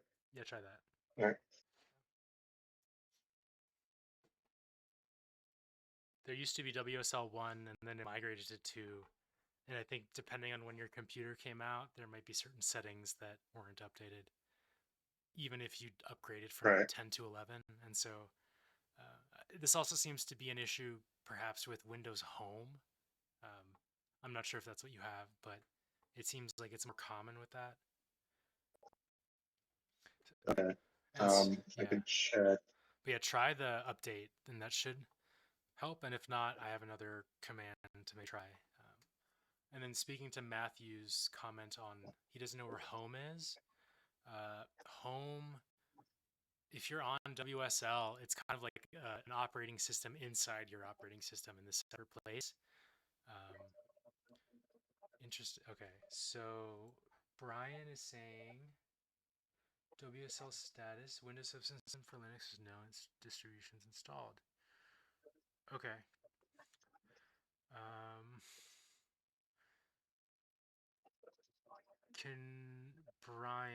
Can you run this command and then WSL install? This should set the version to WSL2, and then by default, when you do install, it should just get Ubuntu. And then Andrea, it's not allowing you to navigate back to your GIS 605 directory. Could you run ls space period and then share a screenshot with me in the chat? It's also it says installing Windows subset for Linux, but it's just been at 0.0% this whole time. Does it just take a while, you think? It shouldn't just be stalled like that. So, interesting.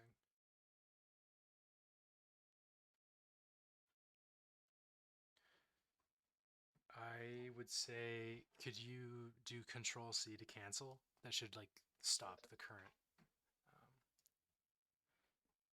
task.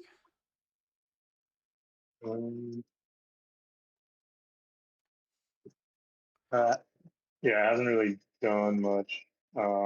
Should I just clear it and then restart it? When you say clear it, do you mean run clear or like delete files? Well, I guess just run clear. Yeah, no, you can do that. Yeah, it's not going to delete anything. Okay. Yeah, Talisa, Okay. that's fine. That looks good.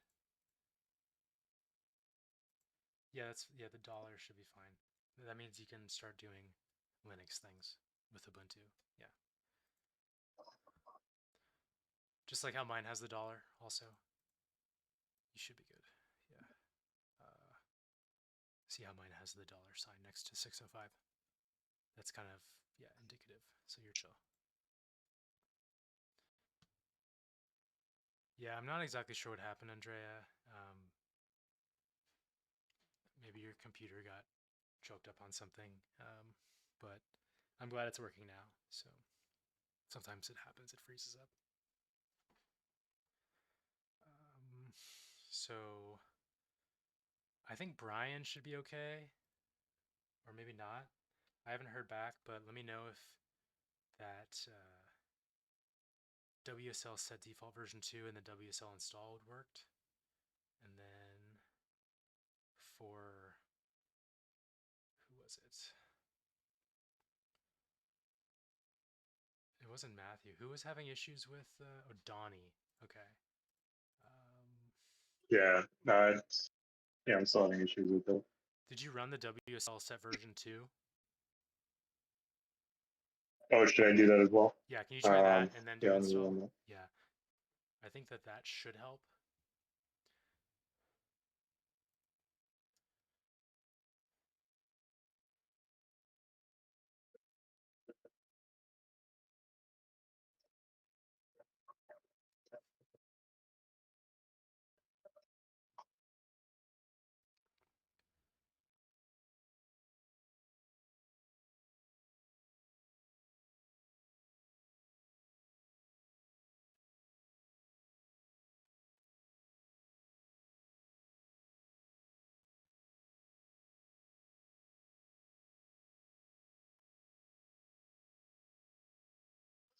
Okay, it says the operation completed successfully.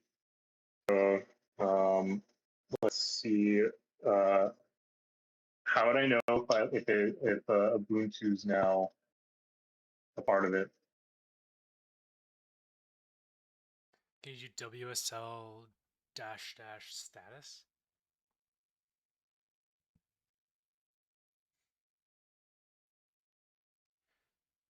It says Linux kernel can be manually updated with WSL update, but automatic updates cannot occur due to your system settings. To receive automatic kernel updates, please enable Windows update settings, receive updates for other Microsoft products. Says the WSL2 kernel file is not found. Update or restore the kernel. Please run WSL update. So Try that. do that again. Yeah. Or it's kind of like running in circles. But let's see.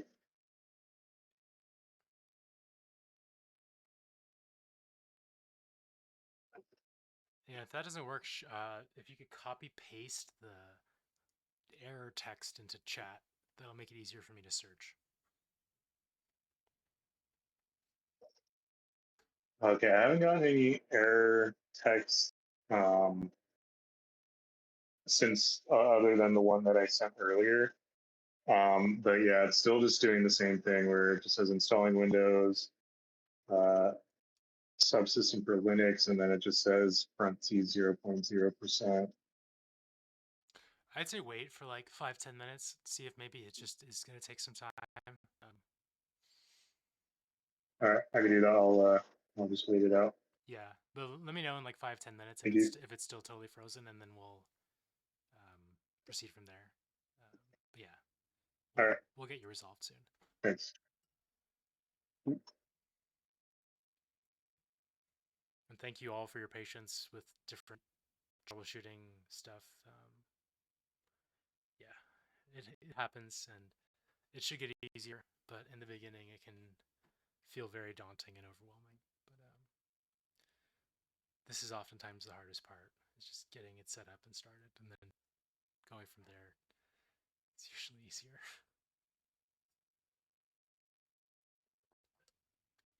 Yeah, sometimes I'm in the directory. Yeah. I think it's like the mkdir, right? Mhm. But how do I know like I'm creating it inside a specific like file location? Yeah. Like I want to set this to the file location and I want to make it in here. Well, so remember how in the earlier part of the lab we learned how to change directories?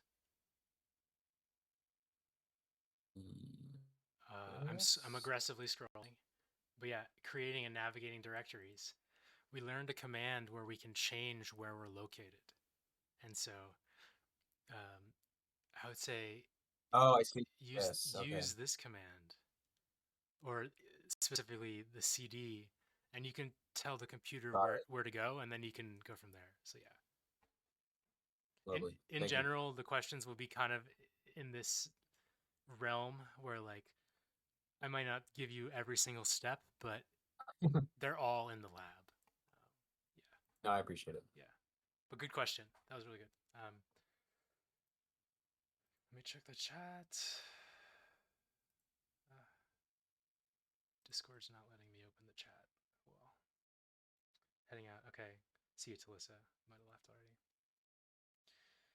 But yeah, this is kind of like how future labs and lectures are going to be. It's kind of informal. I'm pretty laid back. I don't think we're never going to be here until 10. ain't nobody got time for that. But I'm available. But like I think that 4 hours of lecturing on a Wednesday night will crush your souls, especially if it's code based. So I think giving you a little wiggle room on timing works out. And I'd rather you spend that time tinkering with code and practicing and pursuing what you think is interesting and valuable than me just kind of shoving a bunch of arbitrary work in your direction. And also, this is a call to action. As you're like looking on the internet and finding things that are interesting to you, bring it to class and share it with us, and maybe we can learn together and kind of experiment. I'm by no means the all-knowing coder wizard, so there very well will be things that I've never heard about that are awesome. So as you come across things, please do share them in show and tell, and we can kind of discuss them in class and just kind of see what's cool and exciting out there. So it seems like I did install, but a separate Ubuntu window popped up.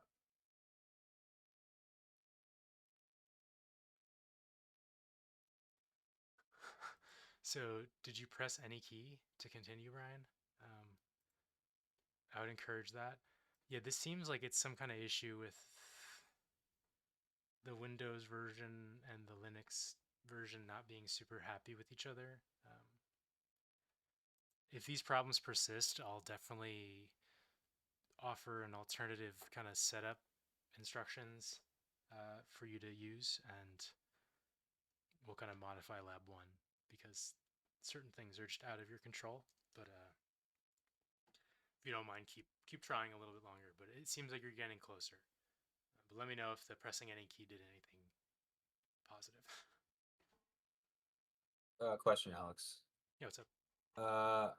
I looks like I accidentally created like 2 directories within each other called GISC 605. Okay, yeah. Let me share a quick screen grab. So it's like let's see. GISC 605 / GISC 605 / CLI basics. Right. Yeah. Yeah. So when I delete a directory and I delete GIS 605, I don't know if it's going to delete like the parent or It depends the on one where that's you inside are. of it. Yeah, it's really just like if you do. Let me turn on my terminal again.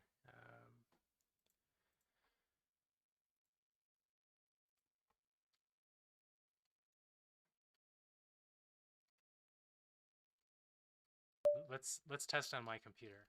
You know what I mean? Before we do it on yours. So Okay.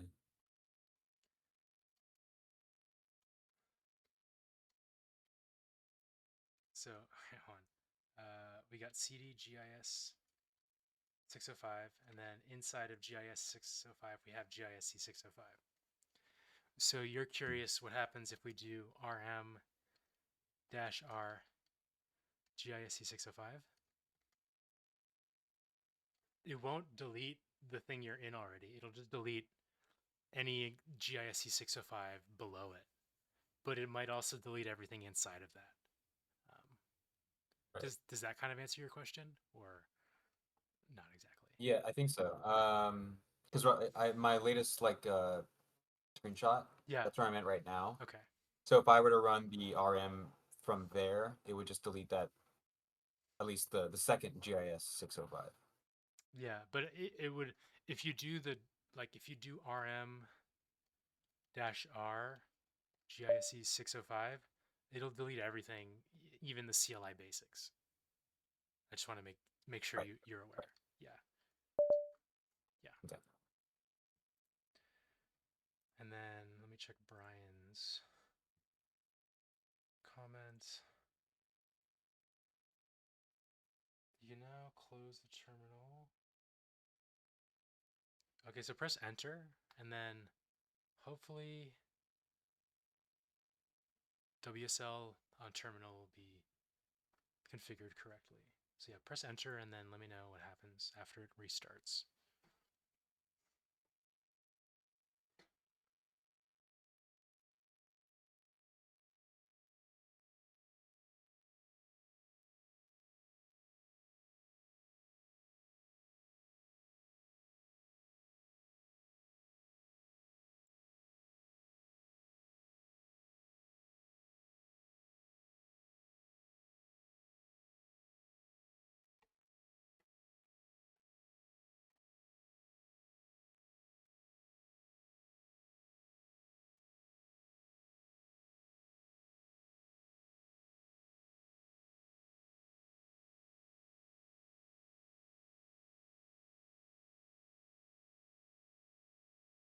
Hopefully it's mostly working for everyone. See Brian's typing, which is good.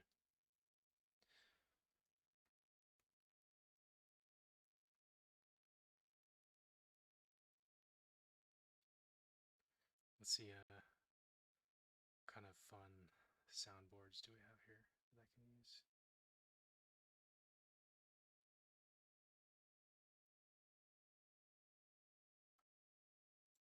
Hey, hey, hey!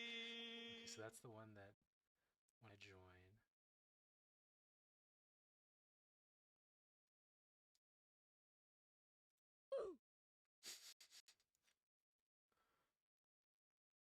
Goes back to the main terminal window. Okay. Can you open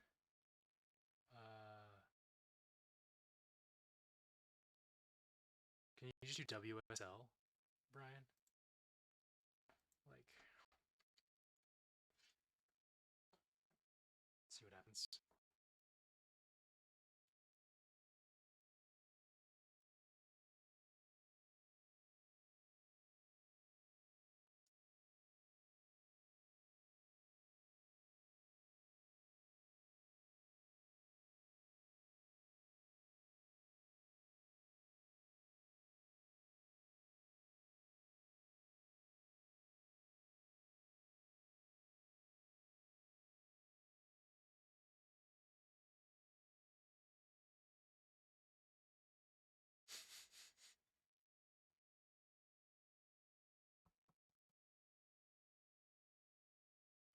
Weird. Can you do WSL status? So it's like it installed Ubuntu, but it's like not registering it for some reason. Do you have Terminal installed? The Microsoft Terminal app? Because that usually lets you select like Ubuntu instead of PowerShell.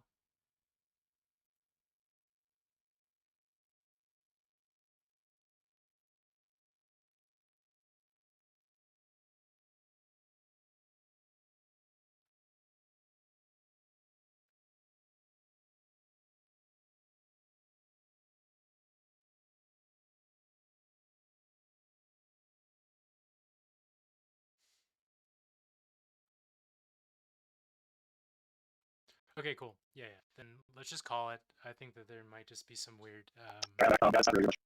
thing. Just DM me if you can, and then we'll go from there in terms of getting you set up for the remaining labs. Okay, so all right. Yeah. Well, Or even just thanks like a anyway. yeah, even like you can do a QA thing. But yeah, I think that it's complicated by the fact that I don't have a Windows computer to test on right now to like try to replicate your issue. Right. So we'll figure out something else so that you can still participate. Yeah. Okay. I'll try to use that thing you sent. What was it? The Killer Coda. Yeah, you should be able to do yeah. lab 2 with no problem using Killer Coda. Okay, I used it on the Microsoft account. It said that you only get like 45 minutes with it. Does that Yeah, and then sound you right? just have to refresh your page, and then you get another 45 minutes. It's like unlimited. It's just it's time. Oh, okay. It's so you can't like put your app on there and just run it for free. So it like resets, but you can use it for learning as long as you need. So it's pretty clutch for labs. For sure, for So, yeah, sure. yeah. So sorry that it didn't just All right. work, but we'll figure out over the course of the semester what's wrong. But I don't want to block you from Right. following labs because Yeah. you're not taking a All right, class on and installing. as far as the right, as far as the YouTube video, that will be uploaded sometime tonight or tomorrow or Yeah, and the next, just depending on how fast it uploads. But after class, I'm still recording now, but yeah, once I stop recording, I'll basically start uploading to YouTube, and then I'll probably share it in Discord once it's live. But all right, cool. yeah. I appreciate it. I'll work on that when I can. Yeah, but yeah, let me know how it goes if you run into any issues. But yeah, sorry about that again. It's just yeah. It's all good. Have a good one. You too. So Andrea, hardware question: would you generally recommend Mac or Windows for programming? Not necessarily.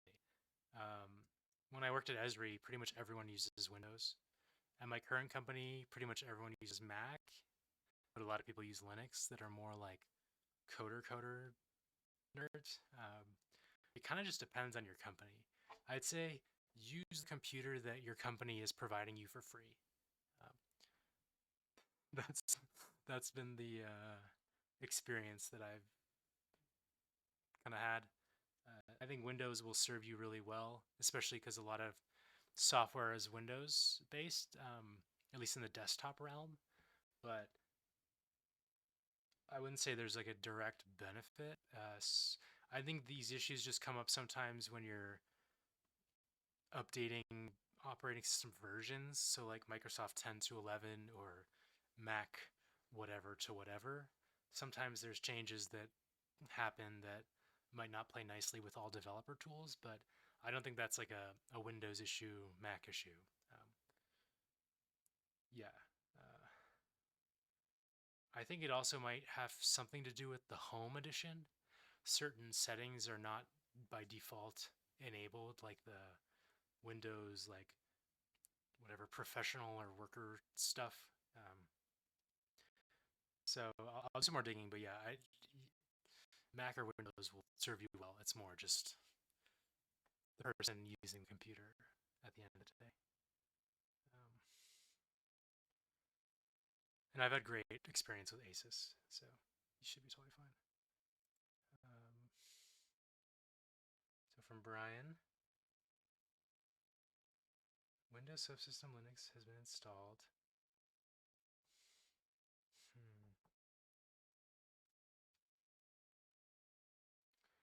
I don't know why this is not.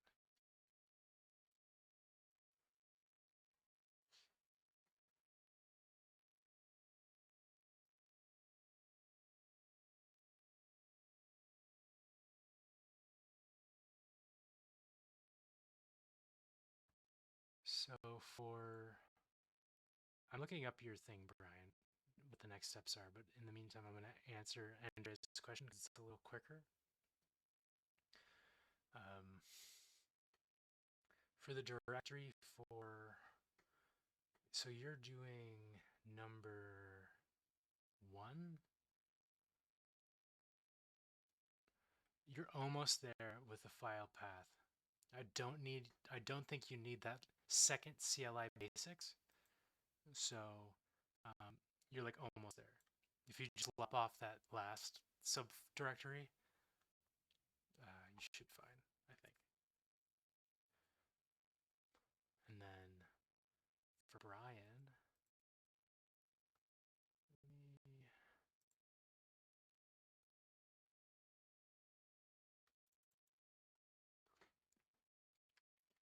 I'm wondering if this is an issue with case sensitivity. I'm looking at the official Ubuntu docs for installing on WSL, and they are using a lowercase u. So could you try this command, Brian, and see if that works for you? I'm not sure if they're just typoing or if that'll actually make a huge difference, but let's see what happens.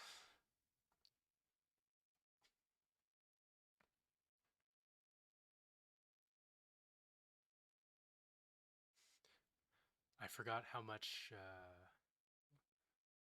work it is to speak for so much. In my day job, I don't talk like for 2 hours without break, and so I need to build up my voice muscles again.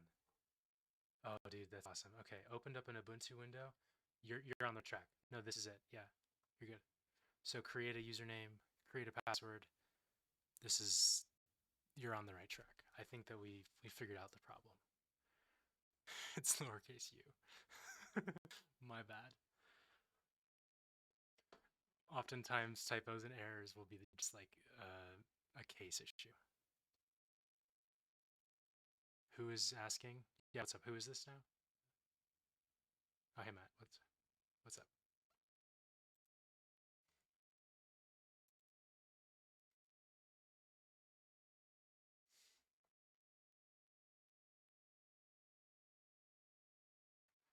Yeah.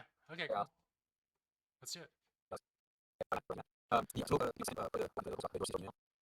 Yeah, so, email? Yeah. You I'm got not it. sure I really understand. No, you got it. Like literally, yeah. That's it. Okay. So it'd be like, so for me, it would be like GISC 605 / CLI basics / alex.packalnishkus at csulb.edu. Got it. Okay. So yeah, no, you were Just wanted to you were clarify totally that. right. Yeah, Perfect. no, feel free to double check. But yeah, you were spot on. Yeah. Sometimes it's almost so simple that it's confusing, or so like, yeah, just change that. My bad if it wasn't clear, but yeah, it's what was that? I think I just made it complicated just because.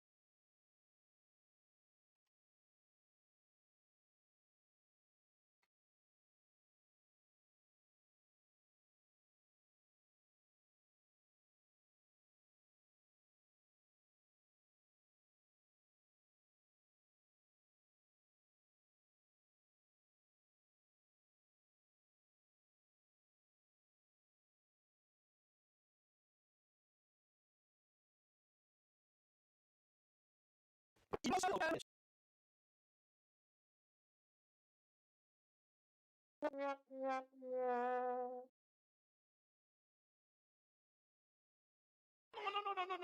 That's a scam. Sorry, I'm just listening.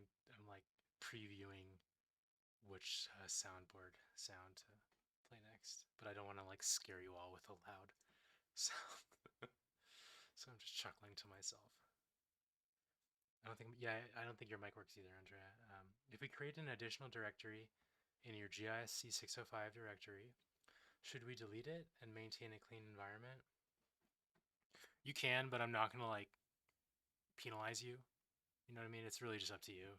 I'd say yeah, just keep it clean so that each lab has its own subdirectory inside GISC 605, but it's really just kind of personal preference. Hope that answers your question.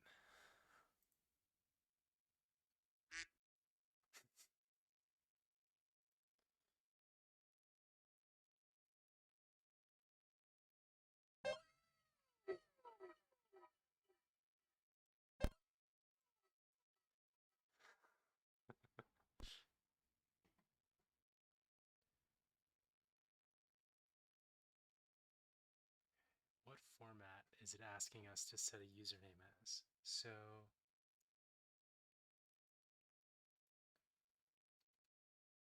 I would say just do it like, make your username like Brian or something. That should work. I'm not sure what you're inputting. It might not like that it's camel cased. I'd say there could be just some setting that it's imposing, like some kind of preference, but you should just be able to put like Brian or even just like your first and last name all lowercase or separated by a dash. I think that should work. If it doesn't, let Hey, me know. Alex. Yeah, what's up? I want to touch back on that question I had earlier about finding these file directories. Yeah. Where would I do that again? I think you mentioned something about going to the PowerShell or WSL, I think. Yeah, so you want to find what you've already made, like the 605, the GISC 605 directory. Right. Well, I thought like it was making it in like a file, like the file explorer, like window off Windows. Okay, so yeah, But it's making it inside of a Linux computer on your Windows computer. So, so to clarify, you want to like access it from File Explorer. Are you using Mac well, I or was just wondering if Windows? it had that. I'm using Windows. Okay. I was wondering if it had that capability, so I could, like, basically, because I'm at the point where I made the deliverable.txt, and I wanted to see if I could like click into it and see and just kind of mess around with it. Yeah, let me. There's 100% like a way to do this. I just don't have the like ability to test it. So I'm sharing a document from Microsoft. Okay. I think that this should help you get there. View your current directory in Windows File Explorer. So, oh, okay, you got to do this. Okay. From wherever you are, just run this explorer.exe. I think that'll open up a file explorer that you can click and mess with. Okay, and so for the password, Brian, I would say just do That's cool. something sorry. very similar. Oh yeah, no, it is pretty cool, right? Yeah, it's nice how you can interoperate between CLI and the user interface, because I think it'd be foolish to assume that you're going to do everything with a CLI or with a UI, but being able to, when it makes sense, use one versus the other that's the main goal. We're not going to all do code for everything, but being able to use code when it's the right tool for the job is awesome.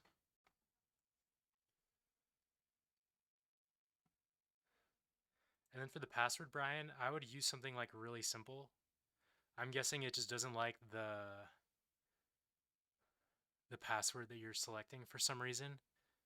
Even just using like password or like GIS rocks. I don't think anyone's gonna like.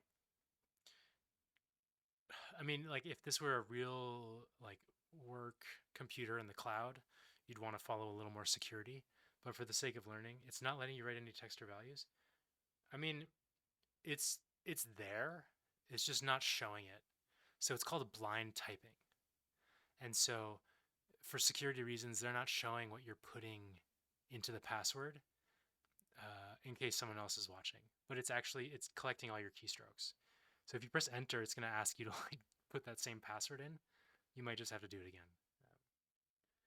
Or you might just have to like try a new password. But it is taking in the keystrokes you're putting. It's just not going to put it there or display it for security reasons. Hopefully that answers your question. Another quick question. I'm sorry to keep on harping on this, but I'm trying to get a full understanding. It's Yeah, part of yeah. learning. Yeah. The explorer.exe, was that like optional? Like another way to get to it, or? Well, So, the reason I'm asking is that I was trying to like think, because part of the lab is to upload the deliverable.txt file. I don't know how else I would find that if not for doing that explorer.exe. If that makes sense. Like, Yeah, how yeah. would I upload it to Canvas? Yeah. No, that's a really good point. That's something I think I missed as a non-Windows person. Like I mean, like Uh-huh. I use Windows, but like I don't have a Windows computer to test it on, and so let me update the lab instructions actually. Because yeah, I don't know. How else would you access that? That's a really good I'd be point. interested to see how it's done on non-Windows, because it's I mean, yeah, it's like on just like non-Windows, you just get it. You just access it. Like on a Mac, you just open up Finder and you just go to the file. Same with Linux. It's because with oh Windows, right. yeah, and so that's why I skipped that step just because I forgot because I just don't have to do it. And so that's let me add that to the instructions.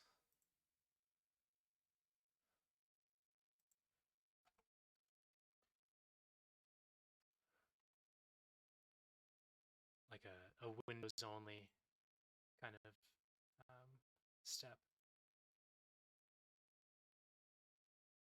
Come on, log in.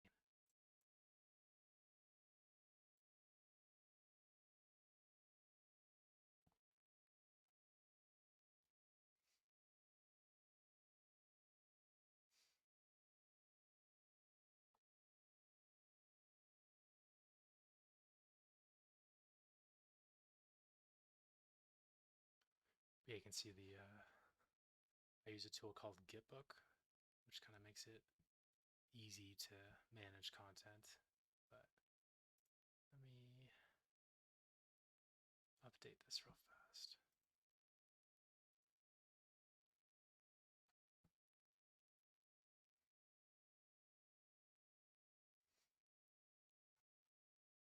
My internet is slow.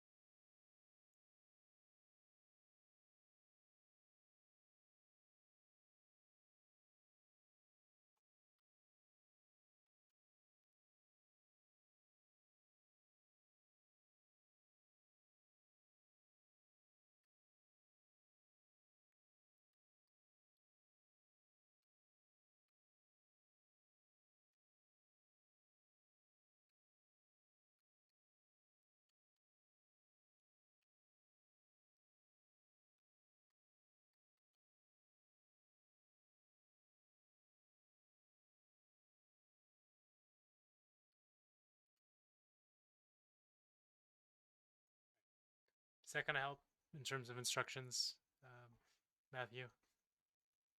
Yeah, I think that's really reflective of what I did. Yeah, just right after the last step of the tree to the Perfect. deliverable text, it's just running that command and it's good to go. Okay, cool. Sweet. Let me save these changes.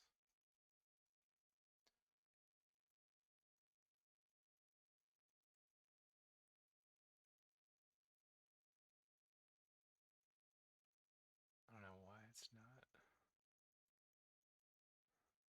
There we go. Merge. Okay. Thanks for that input. That was super helpful. And then One final question. Yeah, no, of course. What's up? I called you both Alex and Professor. Do you prefer one of the over the other? Yeah, I mean, technically, I'm not a professor. I'm a lecturer. So, honestly, Alex is probably the easiest. Paka works. That's what people call me at work. But if you call me professor, I'm not gonna get mad. But Yeah. I'm technically a lecturer. A professor, you have to have a PhD, which I don't have. But whatever works. I'm not like picky. So, Alex, dude. Okay. Paka, yeah. That's me. All right. Good night, Alex. Thank you for Yeah, everything. good night. Yeah, have a good one. Thanks for all the input. See ya.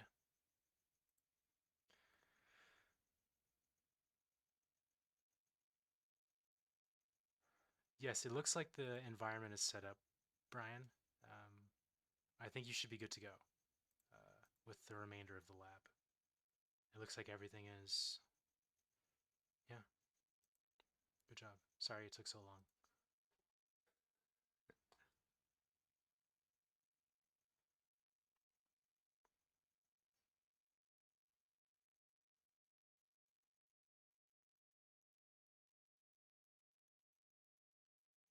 Is there an issue if your file name includes a period? No. You can have periods in a file name. It'll work.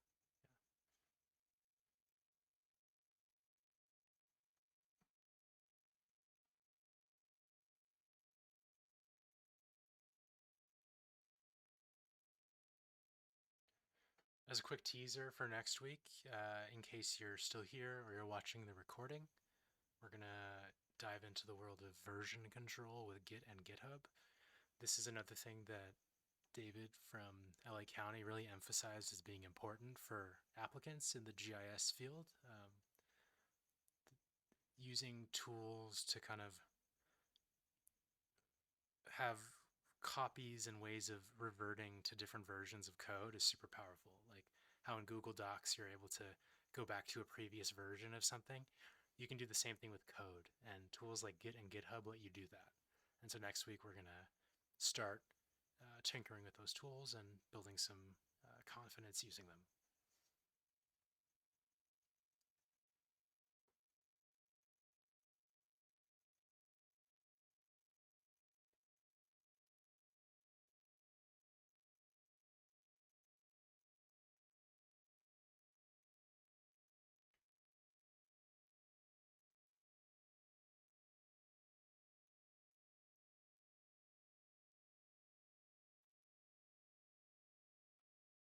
I keep getting a no such file or directory.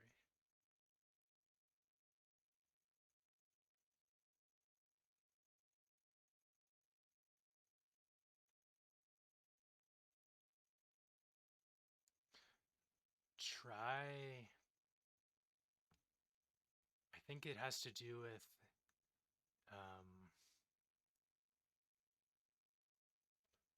your.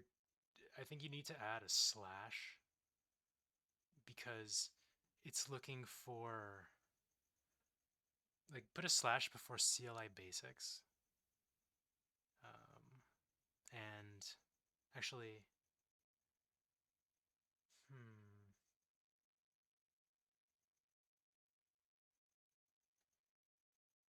yeah, can you do just ls, actually, Andrea? Oh, you figured it out. Yeah, I think you got it. Cool. Yeah, let me know if you're still blocked, but I think you figured out. Yeah, I think it was just a file name issue.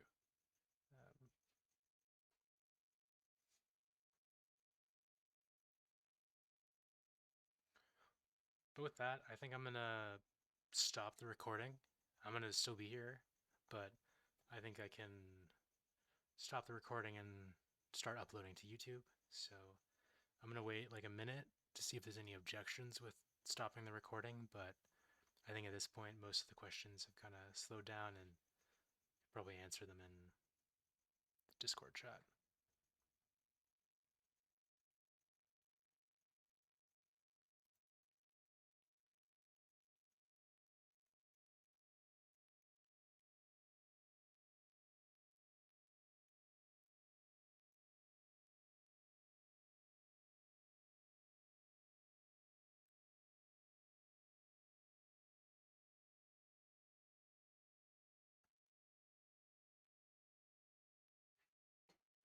All right, I'm gonna pause or stop the recording, but I'll still be here. All right, thanks.